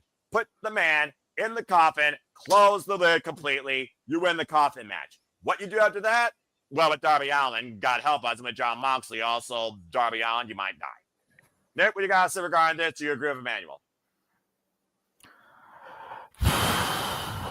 I have Moxley winning this match. Remember how I said, so this is my brain thinking. Yes. Remember how I said if the Eddie Kingston match happens? Yes. There is only one person to pull Mox out of whatever the hell he's in, and that's Eddie. With the history that those two boys have, it's Eddie. Eddie has to be the one to pull John out of this. You know, John's whole motive is he wants everybody to be like him. He wants everybody to be, like that kind of mentality. I think Eddie comes out. I think Darby loses, first of all, and I think I do think that Eddie, again, even if we do see Eddie in the beginning, I do think Eddie gets involved with this because I do think Gabe Kidd is not far behind. I think we see Gabe Kidd. I think we see Eddie. I think we see also a certain freshly squeezed. And I do. There's a long shot. We haven't seen that man since, to your point, he had freaking surgery on his own right. But who took out that man? Jon Moxley. Yeah. I wouldn't be surprised to see Orange. And there's one more man that I would not be shocked if we saw. Now, if the medical reports are true and he's out for longer than he should be, a certain Switchblade couldn't compete in the Owen because he was taken out by the Death Riders. Yep. Jay White. What are the chances we see Jay? I think this sets up blood and guts. It has to end in blood and guts. I know it doesn't, but it has to, honey. It makes, and I don't know why they did the lights out steel cage match. That was weird. It all should have been revolved around a blood and guts match. Well, I agree. Yeah, but regardless, I think Eddie's the only one. Eddie's the only one to take Moxley out of this funk, out of this delusion or mindset that everybody needs to conform to what he wants to see. And Eddie can be like, no, man, Everybody's from all walks of life. Anybody can wrestle any style they want, right? And then listen, we've had Mox as a world champion. I think it's time for Mox to maybe take a step back. Who's to say he doesn't tag team with Eddie and they go after the tag team championships? I've been there, done that during the pandemic, but again, that's a long-term story in itself. Because I do Yeah. think whenever the Death Rider saga ends and John Moxley goes into hiatus mode, I think he does return a different man, but it has to be the right circumstance. But you're almost looking at an alternate universe happening in AEW because let's be honest here, Nick, the Death Riders have defined AEW now for the last fucking year. Yeah. And I mean, when one door closes, another door opens, right? True Which is that. why I'm saying, like, with Eddie coming back, he can pull John back and be like, this is, your way is wrong. What you're doing is wrong. You know, and he can kind of, again, Eddie can be that guy, that shining light on his shoulder. Be like, what you're doing is wrong, dude. All right, but as far as this goes, though, as far as Saturday, you Mox. actually do have John Moxley. So we got John Moxley and the Darby Allin. Well, this is interesting. Charles, I'm just going to put this in perspective for you. We are approaching 1 year since John Moxley beat Darby Allin for the AEW World Title Number Contendership at Grand Slam. It was September 25th last year, so this truly has reached a full year in storytelling, practically. Not to mention, Darby Allin is right now 4-1 in coffin matches. The only one he lost was his last one that he had over the TNT Championship against Scapegoat Jack Perry back at AEW, all in London. And of course, that was back in 2024. As I said, this is their 5th singles encounter, and Darby Allin has yet to beat John Moxley. Whether or not John Moxley thinks he's ready, I do think these two are looking for a finale, and particularly maybe a fatality. So, Charles, we got one Darby, we got one Moxley. Where do you stand with this? I agree with Nick's point. Mox is winning this. Because truly, at this point, the Death Wires ain't going to truly end until Wrestle Dream. I've still been firm on that for months, for a year now. But despite the fact Wrestle Dream's not in Seattle, it's in St. Louis. Regardless of the city, it's the event itself with the Death Wires truly, kickstart this madness. It ends there with what Nick said, but too, blood and guts. Because literally, you're going to have to probably agree with Nick about Orange Cassidy kicks in, but Darby's going to have to be involved in the match again. You can't have the Death Riders saying without Darby involved. This is accurate. You just can't. So pretty much that point, yeah, I'm just agree with Mox winning this, and the Death Riders truly end at Wrestle Dream next month in Blood and Guts. All right, fair enough. Well, Daniel, by the way, apologies, Dan. I didn't talk about the thing you picked last match. Daniel picked MJF and the Tables and Tax. Daniel picked Darby Allin, and I am going with Darby Allin. Again, guys, the Death Riders don't ride and die in defeat. They thrive in defeat off violence and hurting somebody. We saw that Forbidden Door, for example. Again, John Moxley said, what's a belt? It's just an item. I don't necessarily need it to still hold true to my mission statement where I'm trying to literally cultivate this place to thrive and survive for generations of professional wrestlers to come. This place was built by wrestlers, for wrestlers in mind. And that's what John Moxley's trying to push forward here. The identity and the importance, the non-content, not just a fun, home-loving environment fulfillment of the professional wrestling business, how much he values this. And at the end of the day, even if Darby Allin gets John Moxley in the coffin, it's not going to be done with these two. I do think the end game should be Blood and Guts for the Death Riders as a unit. But as far as John Moxley one-on-one, he and Darby Allin need a legitimate end game. And I don't think a coffin match does it. There's too much insurance right now with John Moxley. You literally named all the Death Riders for a band, including one that's injured, the bastard Pac. And who knows when he's coming back, for example. Daniel Garcia is going to be in the building. Maria Shafir is going to be in the building. Gabe Kipachenko could be in the building. Yuta and Claudio are never too far away. No one is ever too far away from John Moxley. Ride and die with him. Not a leader, not brothers, builders, people on the same mission statement. That is the Death Riders at the end of the day. And Shafir, it would not surprise me if Shafir is on Jon Moxley with the lid open and that crazy mother effer does a coffin drop on both of them to close the lid on all three of them and somehow pop out and get the win. Who renders the decision here is what you're looking at in predicting the match. The aftermath, God knows what happens as we approach Wrestle Dream, title Tuesday, Homecoming, etc. But either way, I think Darby Allin finally gets a 1-up in decision for the first time ever against Jon Moxley in extreme stipulation. I got Darby Allin. All right. That being said, I pray that fire is not involved, as Rich Shot might be pointing out. And Ripshot, you crazy, bro. I appreciate it, though. Charles, I see your hand. What you got to say real quick before we move on? And besides, too, with the whole Daniel Garcia thing, I would not be surprised by the time we get Blood and Guts, it's going to be Yuta be on the Babyface team against Death Riders. Yeah, the jury is out at the end of the day. What Heyman and Page told up with a Yuta when he spared his life in Chicago, but I do see your subtle foresight in that underlying story, John. You know, for people that say that there's not a lot of stories in AEW or you want more stories or maybe there's too many stories, the jury is out, but I'm seeing a lot of underlying cause and effect building in stories now and stories to come in AEW. Far more than some other places, even though they're long term, but it's pretty much repeat with nostalgia. That being said, that's just my outlook again as I look at all things wrestling. But right now, I care about AEW, where I want to see them grow and thrive. Why WWE's got more than enough money where they could be lazy if they want, and they still won't die.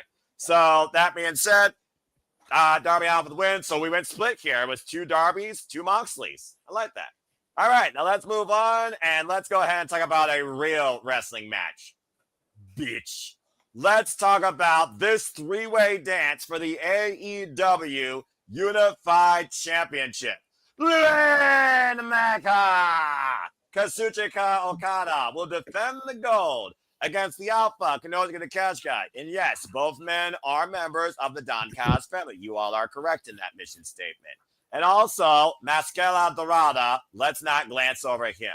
Of course, we know Kanosuke Takeshita qualified, being Anthony Bowens last Saturday on Collision, while Mascara Dorada qualified last night as he beat the Beast Mortals in an incredible Lucha Libre match. And Kazuchika Okada, of course, who's now the first WWE Unified Champion under Continental Championship rules, has been the AEW Continental Champion for 548 days since winning the title in the Coca-Cola Coliseum in Toronto, Ontario, Canada against, hey, you remember this name? Eddie Kingston, back in 2024. But here is the big caveat to this whole thing. Definition of buffer and fall person. Nick pointed out perfectly. We're clamoring for it. We hear the holy S chants for it. We are going to get eventually, because there's only going to be one in the Don Callis family. What started as temporary might be temporary for somebody else in a whole different way, as Kanosuke Takeshita and Kazuchika Okada are on a collision course for a one-on-one instant classic. So let's just call it what it is. But that being said, let's look at the Don Callis family. Let's look at the outlook of the AEW Unified Championship. And again, keep in mind, Continental rules, there are no seconds at ringside. If anyone gets involved on any party's behalf, they are suspended or fired. Of course, this match will be a pinfall submission inside the ring. You know how it goes. There are no disqualifications. There are no countouts. It's a triple threat match. It's a 3-way. This is also the first time we're seeing Kazuchika Okada and Kanosuke Takeshita collide with each other on opposite sides. I don't think there's going to be an alliance here. As Don Callis likes to use statistics and says, I got 2/3 chance now to keep the gold in the family. Don Callis avoiding the inevitable. He knows that Okada and Takeshita will not coexist for eternity in this family. And let's keep in mind, no matter what the result of this match, Kanosuke Takeshita will be challenging for the IWGP World Heavyweight Championship at King of Pro Wrestling, either against Zack Jr. or Ren Narita. All right, so let's go ahead and give everybody's thoughts towards this match. Let's see here. Emmanuel, I think, started off the last one, so I think this time we would go with Charles here on this one. Charles, what's your outlook on the AEW Unified Championship Triple Threat? I think we all know what's going to happen, but what's to come is the excitement. But go ahead, your prediction.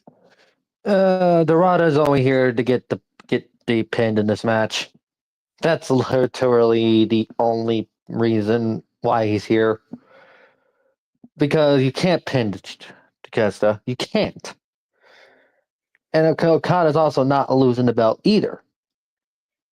So you kind of in a what the world you do here, but at the end of the day, Khan's going to retain, but what's going to happen after the match is going to be way more important with Takeshita and Okada. So I go Okada pinning and the Riders getting pinned. That's already, the foregone conclusion. Yeah, there you go.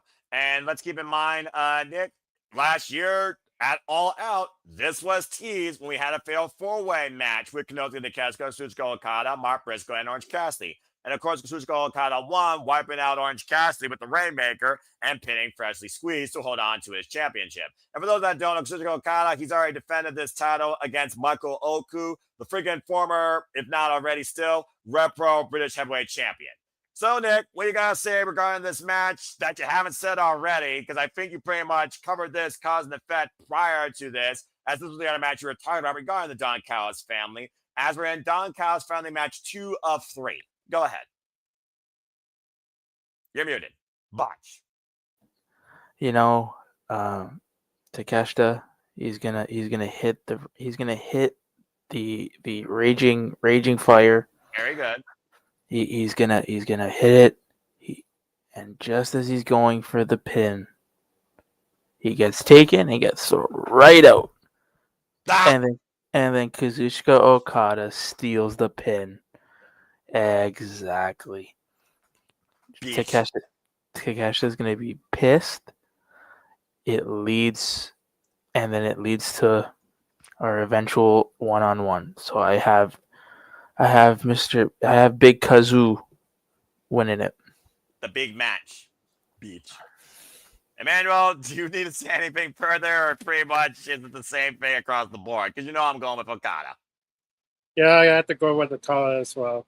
Like I said, this is the filler pay-per-view. It'd be shocking if Okada did lose this title, but that's not the angle Tony Khan has. So, I agree with Nick again. I could see Okada throwing him out and gain the title, and that's how you cause tension between the Callis family and they kind of have to pick sides. Who he leans who is he going to pick? Who's going to be out? I feel like a screwdriver is coming into play here soon, folks. Just saying, if you followed AEW like I have. So, yeah, this match unanimous. Even Daniel agrees. It's Kazuchika Okada. We're just waiting when the Alpha goes babyface because everyone wants to see the Alpha going to become one of the faces of AEW and has every potential in the world to be that, especially against a rival like Kazuchika Okada. Again, these two have not met each other one-on-one yet at all in their respective careers. And the very first time they engaged with each other was literally last year at All Out. The only time that Kenosuke and Kazuchika Okada on opposite sides is when it was the Elite, Okada and Matthew Nicholas Jackson versus Don Callis family. Kenosuke, Fletcher, and Ospreay, and the Don Callis family won that night. So, again, Okada was not pinned, but the jury is out who truly is the best professional wrestler. And right now, the person with the gold is that. Beach.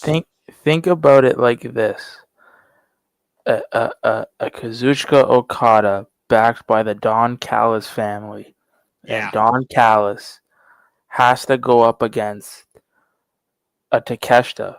But we already know Takeshita is good. But what happens when Takeshita is under? I wouldn't say tutelage, but gets advice from a certain Canadian. He shared history with since DDT Pro. I know exactly who you're talking about. A certain best bout machine. What happens if like I said, a Kazuchika Okada just being backed by the Don Callis family goes up against a Konosuke Takeshita, the Alpha, being trained or being mentored again by Kenny by God Omega. I need to see Konosuke, Kota Ibushi, and Kenny Omega as a trio somehow in a trios match against the Don Callis family. Please and thank you, Tony Khan. Just saying. Golden Lovers and the Alpha, let's fucking go. DDT Pro connections all across the board. And to your point, again, Don Callis, who's been synonymous with creating moments in history might be one of the biggest influences in the professional wrestling business.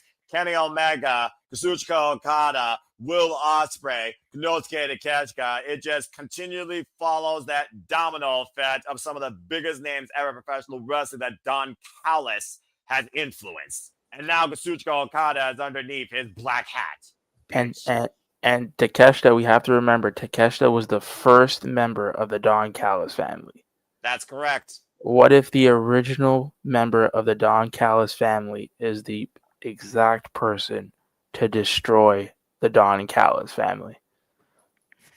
How's that for long-term storytelling? The alpha coming to life. Just saying. All right, well, great stuff here. Again, the thing about also this, I'm just going to put this out here again. Not every match needs a story behind it, but any match can build a story from it. And this right here is going to be probably our strongest in-ring work.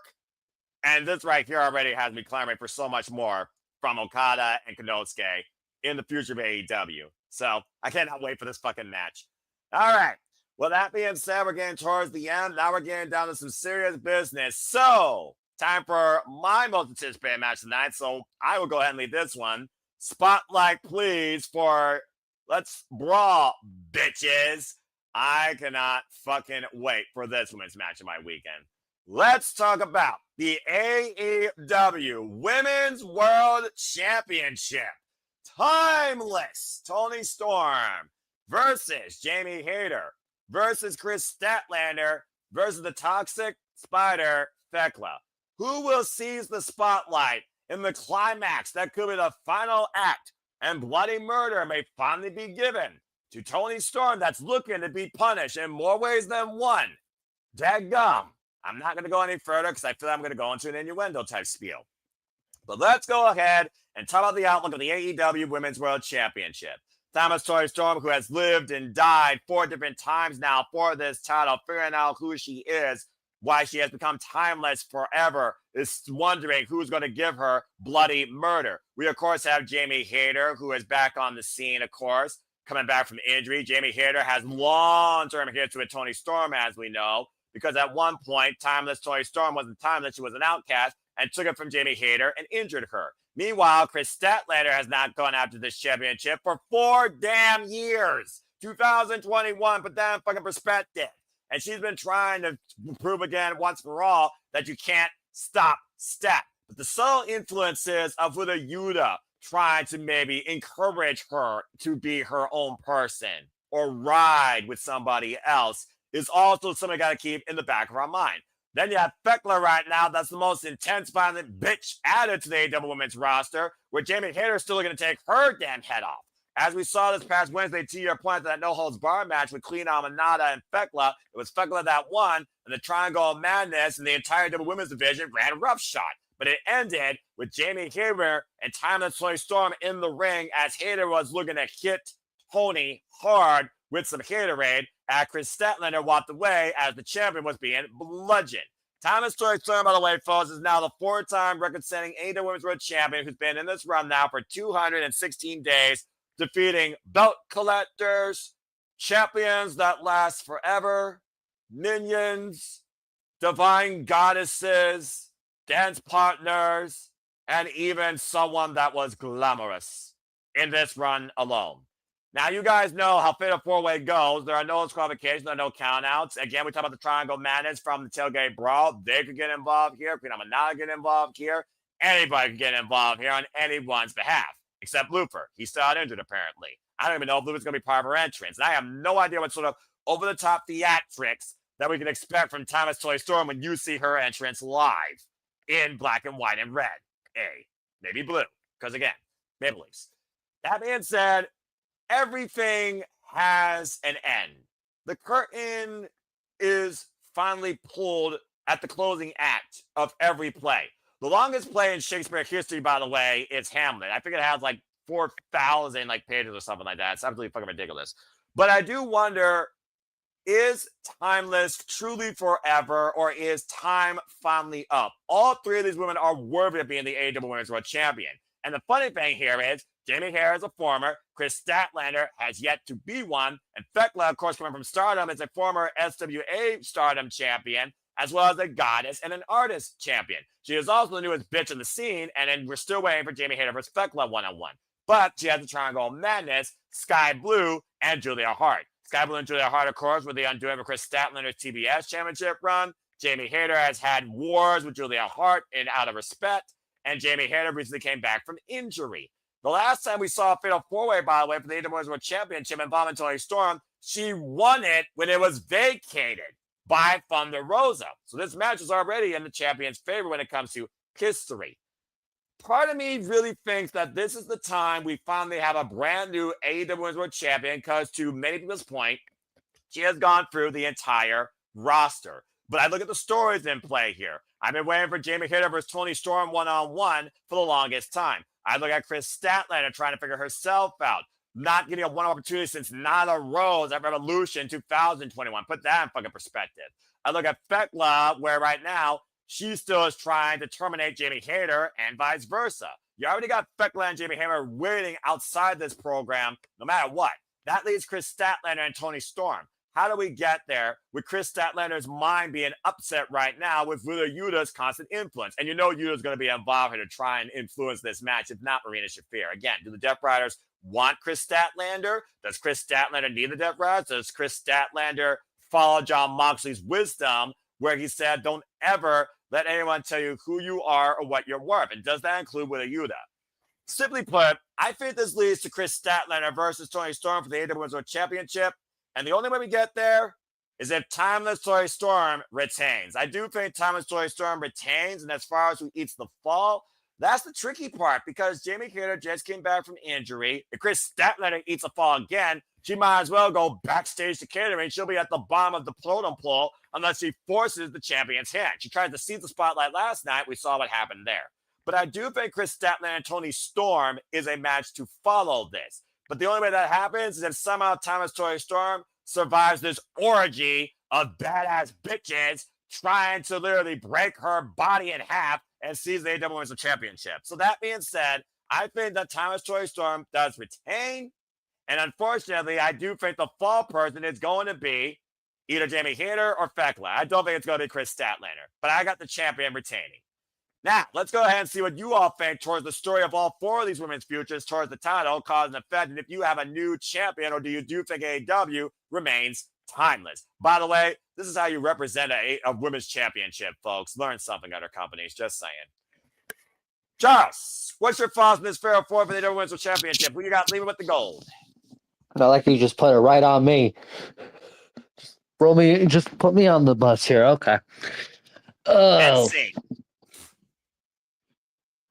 Damn it. Yeah, I expect Toni to retain here. It's like not time yet for her to lose the belt. But the only thing I'm more curious about is the Statlander thing with Yuta and Shafir. That's going to be the only thing that's probably going to come out of this match. And also, we got another thing, too. Willow Nightingale as well. You do keep talking about her. Literally, it's like something's going to happen in the freaking this match in particular. But as far as, like I said, Tony's retaining. And unfortunately, I'm sorry, Jamie Hayter, but you're getting pinned in this. I can't see Flacco getting pinned. I can't see Snack getting pinned. Just how it's got to be. Well, and also, the reason why, it could set up Jamie Hayter snapping on Toni Storm in the future even more after this match. Jamie Hayter goes full-on rogue. Exactly. Well, Hayter hits hard, and we're going to be hitting hard this match for sure. And I think a lot of people are going to be hard after this, to say the least, in a different way. But I'm just going to leave it at that. All right. Well, that being said, Noah. It's Timeless Toni Storm. She's the innuendo queen, and I feel like it's rubbing off on me. And I don't mean for that to rhyme as the simple man and the virgin of the simply predicting community. But again, that being said, Daniel also agrees that Timeless Toni Storm is retaining. Emmanuel, what do you think about this Fair 4 for the AEW Women's World Championship? Chris Statlander and Toni Storm have never had a one-on-one match. Jamie Hayter, of course, lost the title to Outcast Toni Storm. And Thekla and Toni Storm have never engaged each other yet. in battle. So what do you think about this match? Go ahead. I mean, like, it's gonna be. I think it's gonna be a clean sweep, but like, Tony Storm's gonna win this match, unfortunately. Now, who eats a Except pin? unfortunately, damn. It's true. Like, there's nobody in Tony Storm's level at this point in the AEW women's roster. Like, we give There's it probably credit. nobody on her level in the freaking wrestling business right now in the women's freaking wrestling world. Yeah, and that's the problem. Like they really need to step this up and find a way to give one of these ladies an opportunity to be the next Tony Storm, because like at this point, like there's nobody in my point of view to able to dethrone her. Like they're keep the title like for another year at this point. Like because like I do not see anybody dethroning her anytime soon. Until then, like you, like it doesn't matter who you put in against Tony Storm. Like everybody loves her. Like they love the gimmick, and it's one of those like unfortunate things that Tony Khan needs to find out how to make a character more intriguing than the Timeless. That's the truth. I can understand your point as far as that challenge goes, but they definitely got more than enough character dynamic here with these violent bitches. I'll tell you that much.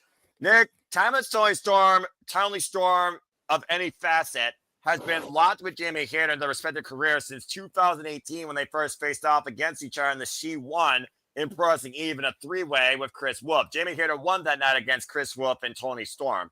As I said earlier, the last time that Jamie Hayter got her hands on Tony Storm, it was during the freaking contendership Casino Gauntlet match when she was Motley Crue in January. Prior to that, we haven't seen Jamie Hayter mess with Tony Storm since she was an Outcast in May of 2023 when she lost the title to her in the first place with an Outcast team up. But again, I do think Jamie Hayter and Tony Storm could also be another one when it comes, but right now, Jamie Hayter has a Toxic Spire to deal with, so that's why I think she's going to run the Madness Gauntlet before she goes after the championship, let alone reacquire it. It's just good to see Jamie Hayter back on my screen, because yeah, I'm a hater, and also sick and fucking tired of seeing people getting injured. So that being said, Nick, what do you think happens here? You saw, we called, of course, what happened last night. It was Thomas Tony Storm and Jamie Hayter in the ring. And we did see Hayter hold off the Haterade for now.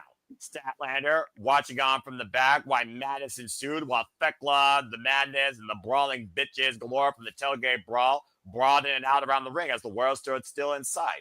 So, what do you think happens here regarding the AEW Women's World Championship and all four of these women going forward? Go ahead. Again, you're seeing this live.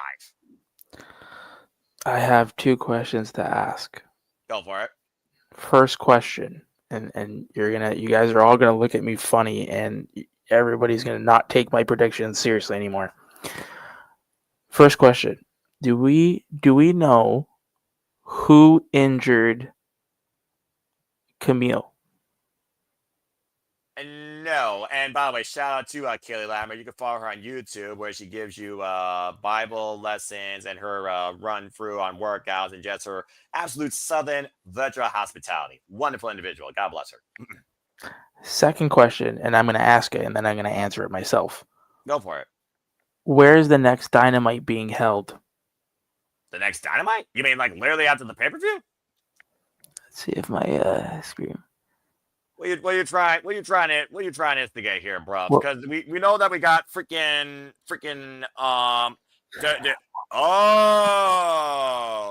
I think Pittsburgh, Pennsylvania, to your point.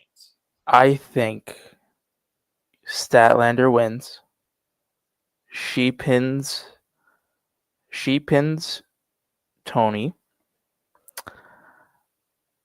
Jamie gets taken out by a returning doctor. Why would the doctor will see you again?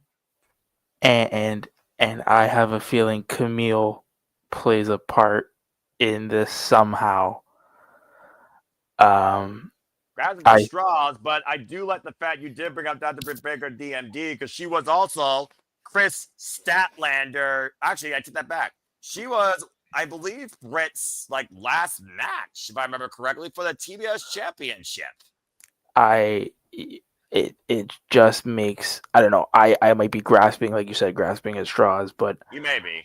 I can see Britt coming back, costing Jamie the title. And then maybe they work a feud. Um, I see Chris winning the women's championship. With Yuta's help, and she kind of realizes, what, if I follow the Death Riders, this is what it gets me, the world championship, right? And we saw Willow talking to Harley, telling Harley, you can't trust Stat. If I know anything, you can't trust Stat. Yeah, she did warn her. And I think that's all just it's all tying together. I think, the end goal here is, get the title on Chris, but it's also Chris and Willow being a tag team because you're gonna need tag teams when those new tag team championships get unveiled.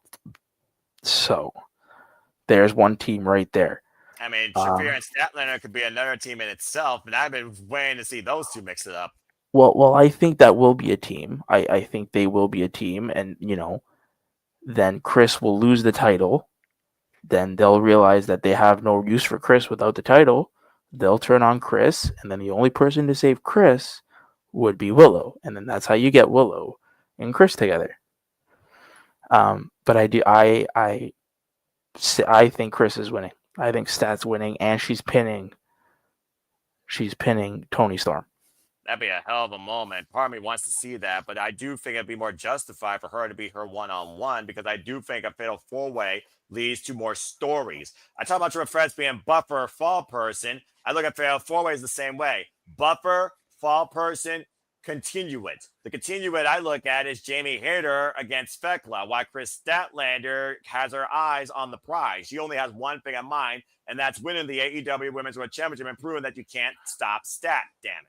And until Stat has the gold, all that statement is self-bravado. But I do like what you're going there when it comes to trying to bring Willow and Chris together, looking at the outlook of the future of the AEW tag division with the titles inevitable.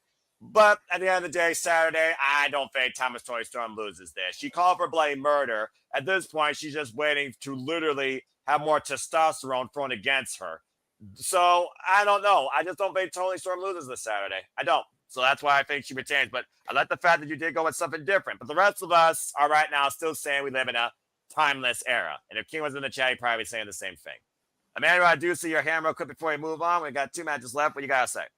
Yeah, I would agree with Nick, but it has to be a one-on-one to make it mean something for Toni Storm to lose. I mean, it'd be kind of like a cheap, Victory. like her losing the title just in a pitiful way. It has to be 1-1 in my point of view. I will counter your argument. How did Toni beat Mariah for the World Championship at Grand Slam Australia? It was a one-on-one with an inside cradle. So I mean, she could do it. What happens if Stat? What happens if Stat wins it with an inside cradle? The biggest package versus Stats package. Good grief. Okay, that just sounds wrong in context, actually, just saying that. Damn it, Charles, shut up. Shut up, Charles. Don't give everyone those ideas. Come on.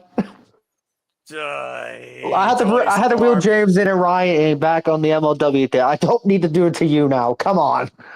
We're not going there, all right? Thomas Toni Storm might be the innuendo queen of promos, but this match is not brought to you by Blue Chew or Viagra, thankfully. Dadgum. All right, moving on. Or Victoria's Secret. Moving on. We got 2 matches left. Let's go ahead and talk about our semi-main. Let's go ahead and talk about the AEW World Championship. Talk about the future. What's the future look like for the Proto Star and Heyman Adam Page's neck after being dropped with a vertical drop brainbuster off the apron for a table to the floor? Heyman Adam Page versus Kyle Fletcher. And the stipulation of the contract has it where if the Don Callis family gets involved, Kyle Fletcher will be stripped of the TNT Championship, as Kyle has become the first man to hold both. No. Hold on. What?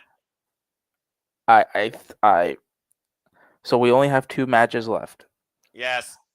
I think we should save this match because this match is officially the main event of the show because Really? the match, yes, because again on the always card subjects to change always, but on the media scrum, Mm-hmm. Tony announced that the other match is opening the show. What? Christian is the opener? CNC versus FTR will be opening the show. Wow. They really want to give them the biggest pop whatsoever as soon as the audience are in their seats. So I think we should switch it and talk about this match first, and All then right. yes. All right. Yeah, all right. I can respect that. Fair enough. Thanks for that update. Damn, that took me by surprise. Okay, but still, I'm fucking looking forward to this shit. Let's go ahead and talk about it then. Let's talk about Adam Copeland and Christian Cage versus FTR. First time ever, what could be a dream match in many professional wrestling fans' eyes. Two of the best tag teams of their generation that go back harkening to tag team traditions are facing off. We've already seen Dax Harwood get blood drawn from him by Adam Copeland and Christian Cage twice. Of course, Adam Copeland and Christian Cage have been brothers in this business now for over 2+ decades. And this is the first time in over 20 years these two are teaming together in their hometown, Toronto, Ontario, Canada. And of course, Stoke will be there. Who gives a damn? He can't even grab holes. Who gives a care about him in Canada and Toronto? Anyway, Adam Copeland and Christian Cage teaming up Circumstance against FTR, Dax Harwood, Cash Wheeler. Okay, this is going to be a fucking fight. Let's fucking go. As we know, Adam Copeland came to AEW to tag with Christian Cage for one last time, one last run, prove to them that we are the best team of all time. Let's show them what we can do. How did that start off? With Christian Cage holding the TNT Championship and telling Adam Copeland, fuck you. Particularly, go fuck yourself. Spin the clock forward as Adam Copeland warned Christian Cage of the inevitable of his future with his family, his freaking patriarchy, that betrayed him after they lost at AEW All in Texas, literally this July, when Adam Copeland came to Christian Cage's aid with Spike and said, go find yourself. Not to mention, between this time, we saw the TNT Championship change hands fix to Spike and Christian Cage's uprights in an I Quit match, and that was also here in Canada. Now we look towards what's happening now with Adam Copeland and Christian Cage after Christian Cage came to the aid of Adam Copeland by circumstance, and the two have decided to team together to take care of two problems. While Christian Cage is Adam Copeland's asshole, they still might prove to be the best duo in AEW and one of the best duos ever in tag team wrestling. While FTR, the Revival, have been nothing but tag team wrestling, have been tied with particularly Adam Copeland since they've been involved in the business. Hell, when Cash Wheeler was homeless, Adam Copeland had him live with him and gave him a chance on the business. The rest is history as we come now all the way to this. In what could have been a dream match, they now call it a charity case as it looks to end Adam Copeland and Christian Cage's careers once and for all. And now we're at this tag match. Again, we've already seen blood drawn from Dax Harwood twice at the hands of Adam Copeland and Christian Cage. So, the cause and effect, the future of the AEW Tag Team Championships and the AEW Tag Team Division might literally be on the line here with two trailblazers in AEW and two trailblazers in Tag Team Wrestling. Last time we saw FTR in Canada, by the way, at NXT TakeOver Toronto, they lost to DIY in a hat trick in that 2003 Falls match where they lost the NXT Tag Team Championships. So what happens here with Adam Copeland and Christian Cage returning home to Toronto, teaming together in over 2 decades against FTR for the first time ever? Nick, since you were the one that gave me that news, you're going to be there live. You get to experience and be part of the a cappella chorus of Metalingus in the Scotiabank Arena. Let's go ahead and get your thoughts first towards this dream tag match for many fans. What's your outlook towards and who you got winning? I mean, you can't. You got CNC will probably win. I'd be shocked if they didn't. If I was booking it, I would have it go to a time limit draw. You realize this match is a 60-minute time limit, right?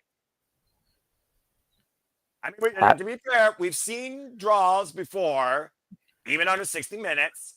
But, Rob, this is pay-per-view. That's fucking ridiculous. Yep. Have it go to a draw. I would have it go, because, again, it's like I said before, natural progression. You have to... CNC are winning the tag team championships. it just makes sense that they win it.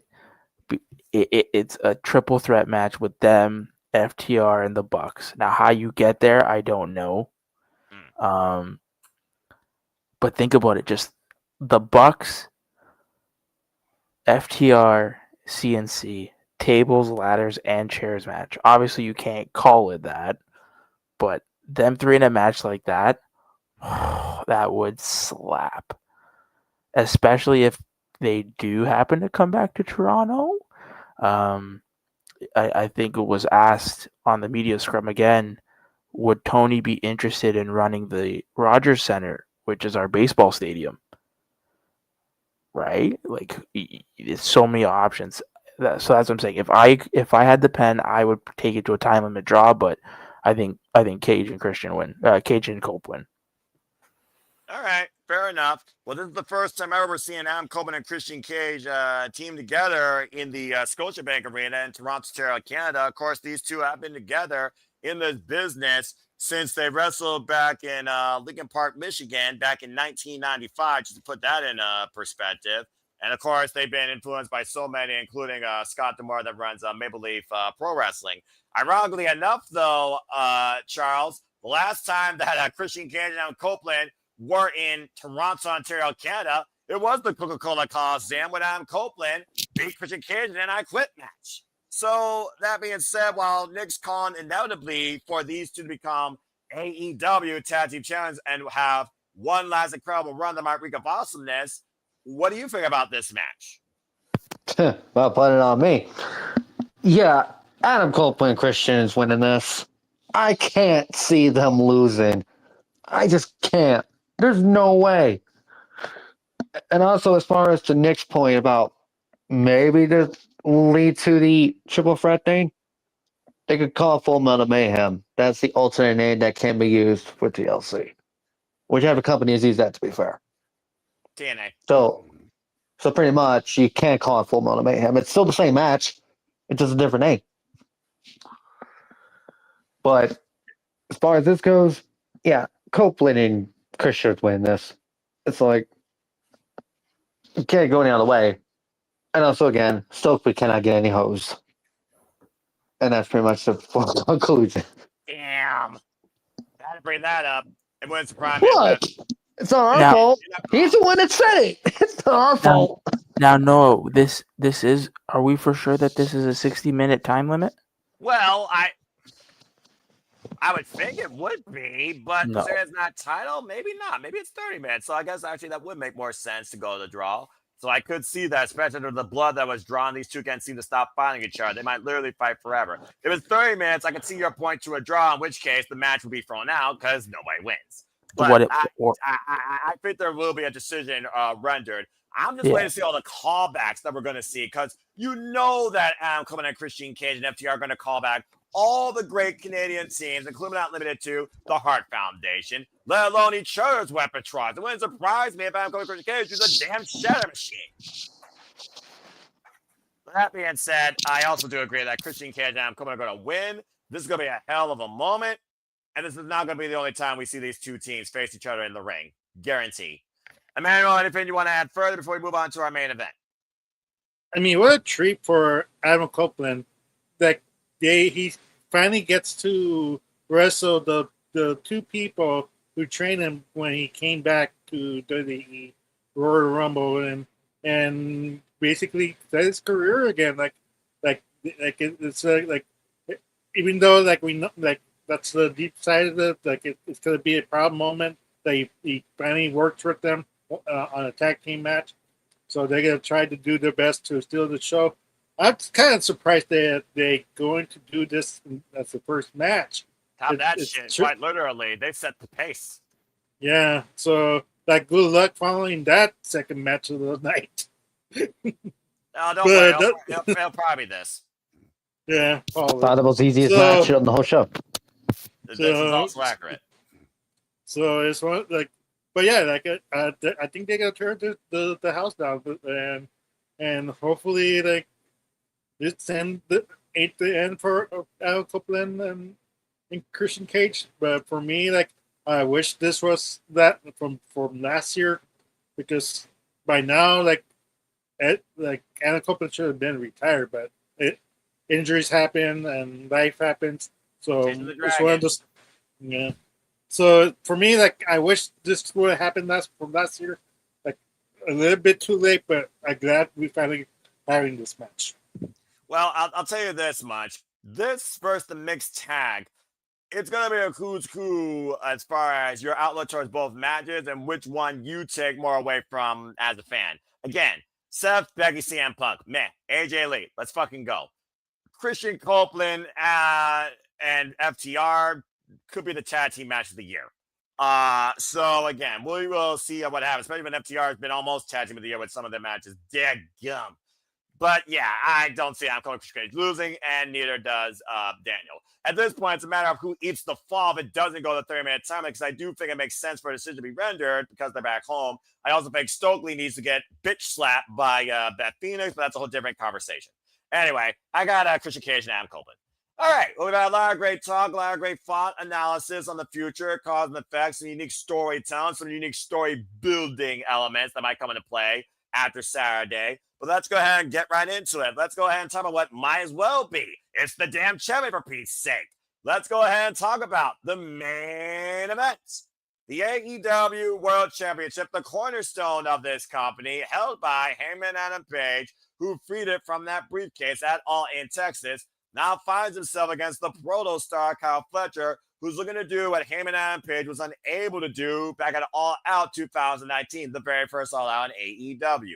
Seize the AEW World Championship, and in addition to that, also hold the TNT Championship. A caveat was added to the contract, though, that if the Don Callis family gets involved, Kyle Fletcher will be stripped of the TNT title. Hangman Adam Page, of course, is also fueled by pure animosity after what was done to Kenny Omega, but Hangman Adam Page also suffered the same fate last night in the freaking September to Remember ending shot. However, it doesn't look like he was taken out on a stretcher. I think Kyle Fletcher let him survive so he could take the title from him. It is one of those things, though, looking at the parallels here, how much Hangman Adam Page says he sees a lot of himself in Kyle Fletcher. Thinking he's ready for this opportunity, for this moment. But this will also make you or break you. It could destroy you. Look what it did to me. You think about Hangman Adam Page, who did nothing but drink through the pandemic to finally beat Kenny Omega to win the AEW World Championship. Then after that, the personal turmoil, the hell he had with his lifelong rival, Stuart Strickland. Went through 2 years of absolute internal turmoil, pain, and torture, emotional distraught before coming to light after winning at Double or Nothing the Owen and seizing the AEW World Championship back. Trying to be the champion that AEW fans and himself always believed he could be. But now he has Kyle Fletcher looking to seize that opportunity. And again, the Don Callis family might literally own All Elite Wrestling if Kyle Fletcher wins and creates history. In a match that literally defines what could be the leader of this generation in AEW, with the standard bearer of AEW's identity as we know it, it's the first time ever one-on-one encounter. So let's go ahead and give our thoughts on the AEW World Championship and Kyle Fletcher for that matter and his future. And we will start things off with Emmanuel here with this match. Emmanuel, what do you think about the AEW World Championship match here? Hangman Adam Page, Kyle Fletcher. Do you see Hangman Adam Page retaining? And what the fuck happens here? What do you think? Yeah, I have Adam Page, retaining this title. I mean, like I said, like the rest of the matches, like this is just build an opponent. This is a way to build to make sure for the viewers, new viewers, and old viewers to have Kyle Fletcher stand out. He's gonna be close, but he's gonna just narrowly just miss it by her, because like he still has the TNT title, but what happens if he does win it? Like, does he defend both titles now, Noah, or like? It's not the first time we've seen a belt collector defend multiple championships. Hello, Kenny Omega, TNA World Champion. So I wouldn't rule it out if it happens. So yeah, so like I don't think that he's gonna have Kenny Omega run, but like it'd be a great treat to see that. But the Cowboys gonna retain it. Yeah, about to say, we've seen how far him and Adam Page was willing to go, willing to sacrifice to get back the AEW World Championship. So I kind of don't see him losing either, to your point. All right. Well, that being said, Daniel also agrees with both of us so far that him and Adam Page will retain. Him and Adam Page has now been the AEW World Champion now for about 70 days, while Kyle Fletcher, still in the prime of his career, the proto star, 26 years of age, has already been involved over a decade in the business. Formerly was compared to Will Ospreay, former member of the Open, former tag team champion, has really stood out on his own as a future top star of this business, in my opinion. Charles, what you got to say regarding this match and Kyle Fletcher's chance that he's taking here to become the AEW World Champion?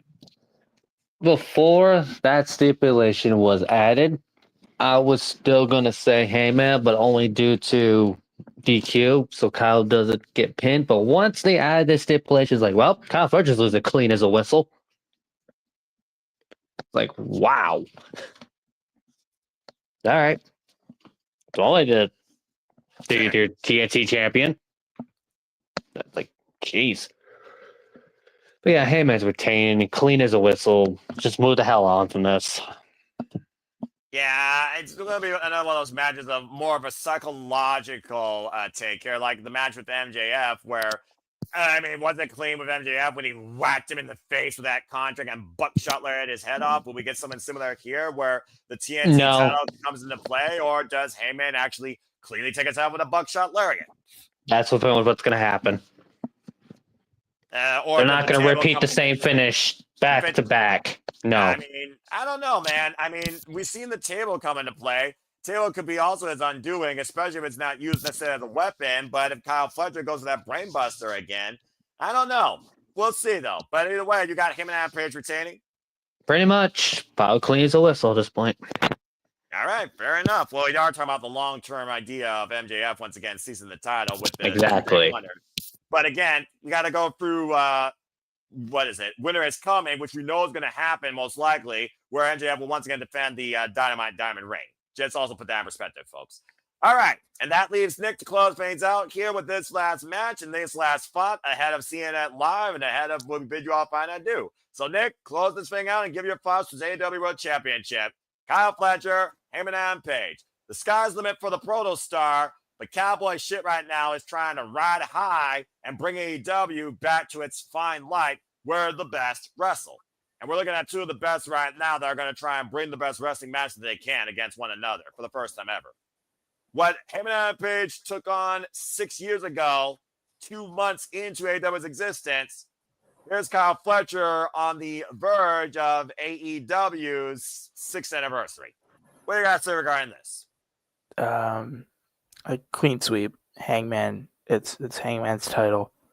And then this starts. The way I would see it is Hangman wins, and then big changes come for the Don Callis family. Maybe some members get kicked out. Considering this would be 1 win, 2 losses for the Don Callis family on Saturday night, based on our predictions. It's time for people. I think that the group is getting a bit much. I think it's time to cut some people. Yeah. And I mean, that's one way, one member. I mean, you don't need. Where's Trent Beretta?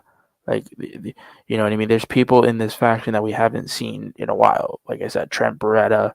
Rocky Romero at times. Lance Archer we see at times. Brian Cage.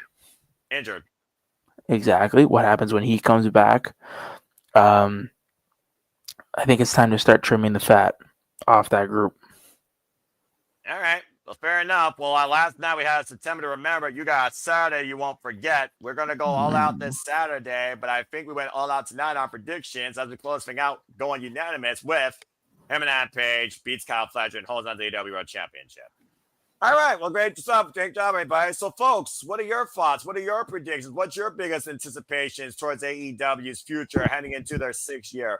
What's your outlook on AEW All Out? What match are you most excited for? What do you think would be the most surprising circumstance to come? Let us know your thoughts in the comments down below or in the chat as we close this thing out. Great job, everybody. Be sure to do the form. I'll be sending it across my social media, so stay tuned for it, as well as the nebula of the No DQ Galaxy and all of you in our chats. You know who you are. So thank you all again, once again, for tuning in to another Just Sleep Addicting. Let's go ahead and chill and get the fuck out of here and go to bed. So, Charles, always a pleasure, man. Go ahead and so the people can find you. Okay. I just lost my train of thought. Wow.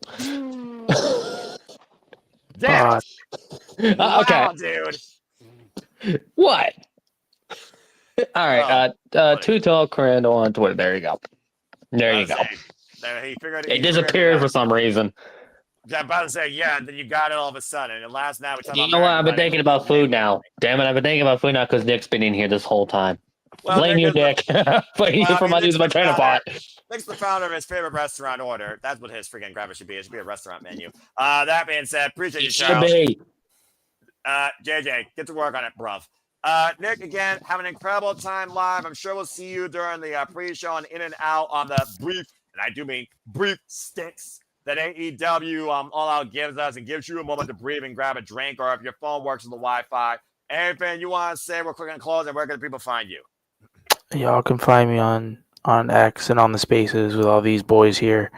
You can find me every Saturday in the shenanigans. Saturday should be fun. Saturday.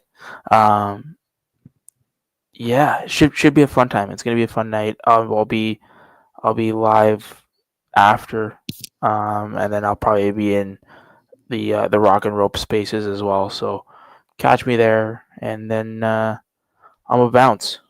See you guys later. All right, Nick. Have a good night and have an incredible time Saturday. You and the missus. Be safe, and God bless you and your wife. Thank you so much.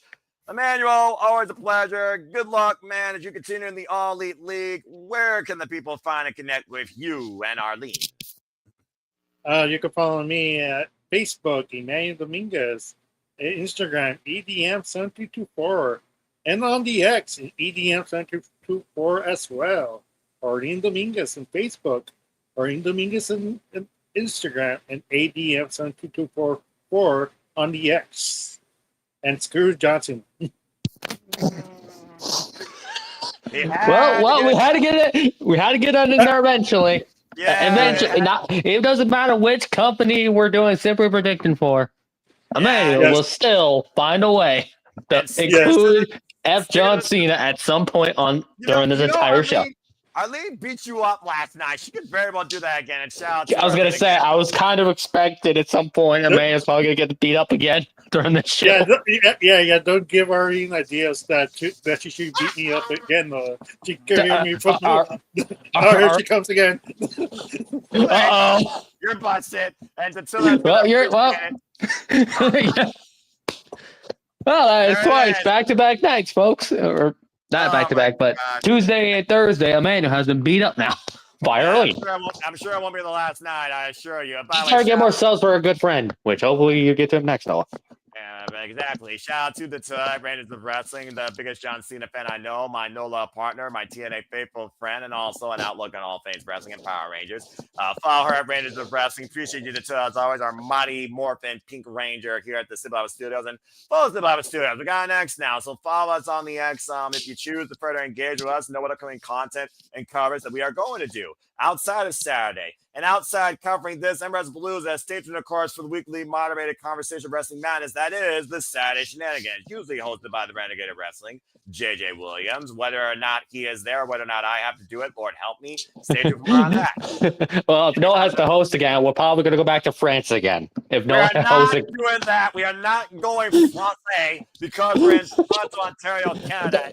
We're still no. Yeah, we're probably going to go back to that again because Walter's probably going to use the hell out of it, and you know I'm right. I'm gonna delete it because, as far as I'm concerned, we're not going back to France after what happened back in Clash in Paris, which was very.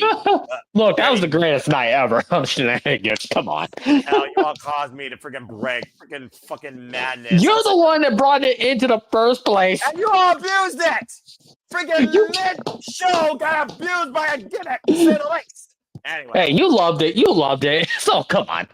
Oh, gosh. You're like saying getting down with the sickness. Not. Just- All right. Just thank God there's no European music right now playing right now. Don't give Walter ideas. He might be a And now, so maybe, okay, let me see. I'll go on my Twitter feed now and DM Walter that idea. Thank you, Emmanuel. God bless it. Whether you're spending in American or Canadian, here's the money you'll be spending on this weekend, to say the least. Whether you're watching WrestlePalooza, AEW All Out with us, both or one, again, it's your choice. Again, if you all want to find and further engage and connect with me, find me on the X and on YouTube once in a while. I'm not social, but I'm always predicting and booking. As a Simple Man here at the Simple Lab Studios, follow me on Fox 90 Scene on the X and on YouTube for all things professional wrestling. I am a Simple Man and a lifelong fan of professional wrestling. Want to give a shout out again to Rib Shot that was in the chat. Appreciate him as always. Please follow his content. Thank you, Matt. Thank you, Darren. Thank you, Daniel, for your predictions and outlook also here. And thank you all that are still tuning in live. As I, of course, leave you with this, as always. There are no winners, there are no losers, there are no bears. Just fans on fans of this passion we all share. At the end of the day, it's important that I respect each other, protect your mentality too. Treasure your families no matter how much they annoy you. And judge their love and enjoy professional wrestling. It is treated as simple as that. Nope, do not ever believe in Chase U. I'd rather believe in Joe Henry. Ah, fuck, I said it. Say his name and he appears.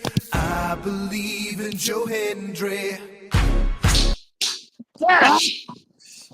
Without saying it last night, and fucking said it here. Got ya.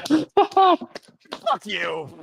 And stay tuned. We'll be leveling up soon here with Simple Lab Gamer as well. And if you haven't already, thank you for helping my friend reach his 200 milestone. Let's get him to 300 now, and God help his liver as he takes on hot shots if he does so.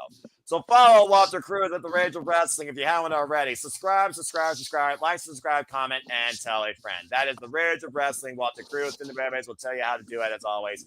Get it, got it, bueno. Again, she wasn't here, but we always appreciate our Canadian connection, including our Canadian friend Ash, who is always batty for wrestling. So follow and subscribe to her today at Batty for Wrestling. Follow her on the X at Shadow Pat Dash, and on YouTube at Batty for Wrestling. Me and her might start doing NJPW preview podcast here very soon. And check out me and her with our one-on-one conversation on the Simple Session here at my Simple YouTube channel. Again, don't be a dickhead. Subscribe today for Batty for Wrestling if you're a lover of bloody techers and professional wrestling, especially New Japan Pro Wrestling. Appreciate her as always. But that being said, it's really as simple as that. So thank you all again for tuning in. Please don't forget to comment, tell a friend. Again, subscribe. Fuck Chase U. Subscribe. Hit the bell as video goes live. Damn you, Noah. Don't be disrespectful to Chase U like that. I always will be, then, now, and forever. Hit the subscribe button to know when the next videos are live on demand across any of the channels here at the Simple Labo Studios. I assure you our content, our creativity, our passion, our outlook, our criticisms are not going to let up anytime soon. Again, shout out to Jeff motherfucking Meacham that was here earlier as well. And stay tuned for the relaunch of the Jeff Meacham Network January 4th. And shout out to the Bellas. I wish them nothing but the absolute best. Again, there's nothing more genuine in this world than having true friendships and being there for your friends. So don't take friendships, don't take people, don't take life for granted. As good old JR says, tomorrow is never guaranteed. But that's all I'm going to say for you for now, as we are entering Friday here on the East Coast, and soon on the other coasts, it will also be that time. So thank you for tuning in once again, whether on demand or live. You all continue to make this possible for us here, and the passion, content, creativity, and outlook is not going to let up anytime soon. With that being said, I rambled on long enough. I kept y'all here long enough. We went all out long enough, so I think we're finally going to bid you all now a fine adieu in typical British game show fashion. So, for one half of the Mingus, I can't help but shut up about his John Cena hatred, even though he gets beat up by his sister. Emmanuel, say goodbye. Bye, everybody. Enjoy All Out. There we go. Very nice. For Charles Schultz, that was unable to cause any sort of fallout here tonight, thankfully, and kept himself above the freaking sewers and on the streets, virtually. Charles, say goodbye. Damn it! I launched myself into that. You damn fucking right, you did. Goodbye, and believe with Chase U, and believe Chase University. No. And again, on behalf of Nick that was here, and behalf of all of you that watched along, thank you so much. It is a goodbye for me. So until next time, I am on your screen, or any of us here are on your screens or interfacing with you on the internet wrestling community, self-proclaimed, it seems. Take a positive impact in life, and have a good night. And thank you for tuning in to another edition of Simply Predicting as we prepare for AEW All Out and WrestlePalooza. It's a double feature day on Saturday. We're going all day long and into the night as well. Should be a lot of fun. We hope to see you there. Have a good night, folks. We'll see you Saturday for all the fun and the shenanigans that are ahead. Take care. Get those predictions in. And again, be wise with your money. And thank you for tuning in. Have a good one. On this day, I see Copyright. clearly. Not copyright. Damn it. Hey. Not copyright. Come to life. In a place and a phone can dream. Okay, well, fuck it. I'm not monetized. So freaking acapella stuff coming on here. All right, that's enough. You all can save that for Saturday when he comes out. Again, that's going to be a hell of a pop. I can't wait to hear that. And that's going to be the loudest acapella singing, I'm sure, for Metalingus. While Christian Cage, asshole, comes out to his typical non-lyrical theme, and you get your 5-second grumpy face meme set up as soon as they're in the ring. It's become the new 5-second pose, apparently. No, you know it would be epic if somehow, some way, AEW gets. If you're close, your eyes is that. Non-copyright. Also, fuck Canadian karaoke. That's next weekend. You all better save your fucking money on bills, whether you're in Canada or America. All right, I ain't singing none of that shit. He needs to know what he's saying. Shut it, Charles! All right, I'm hitting the button. That's enough, you freaking yahoos. Freaking Aaron Riff has the warm-up. I have the freaking post close-out. All right, bye, folks. Thank you again. Good night. Yeah.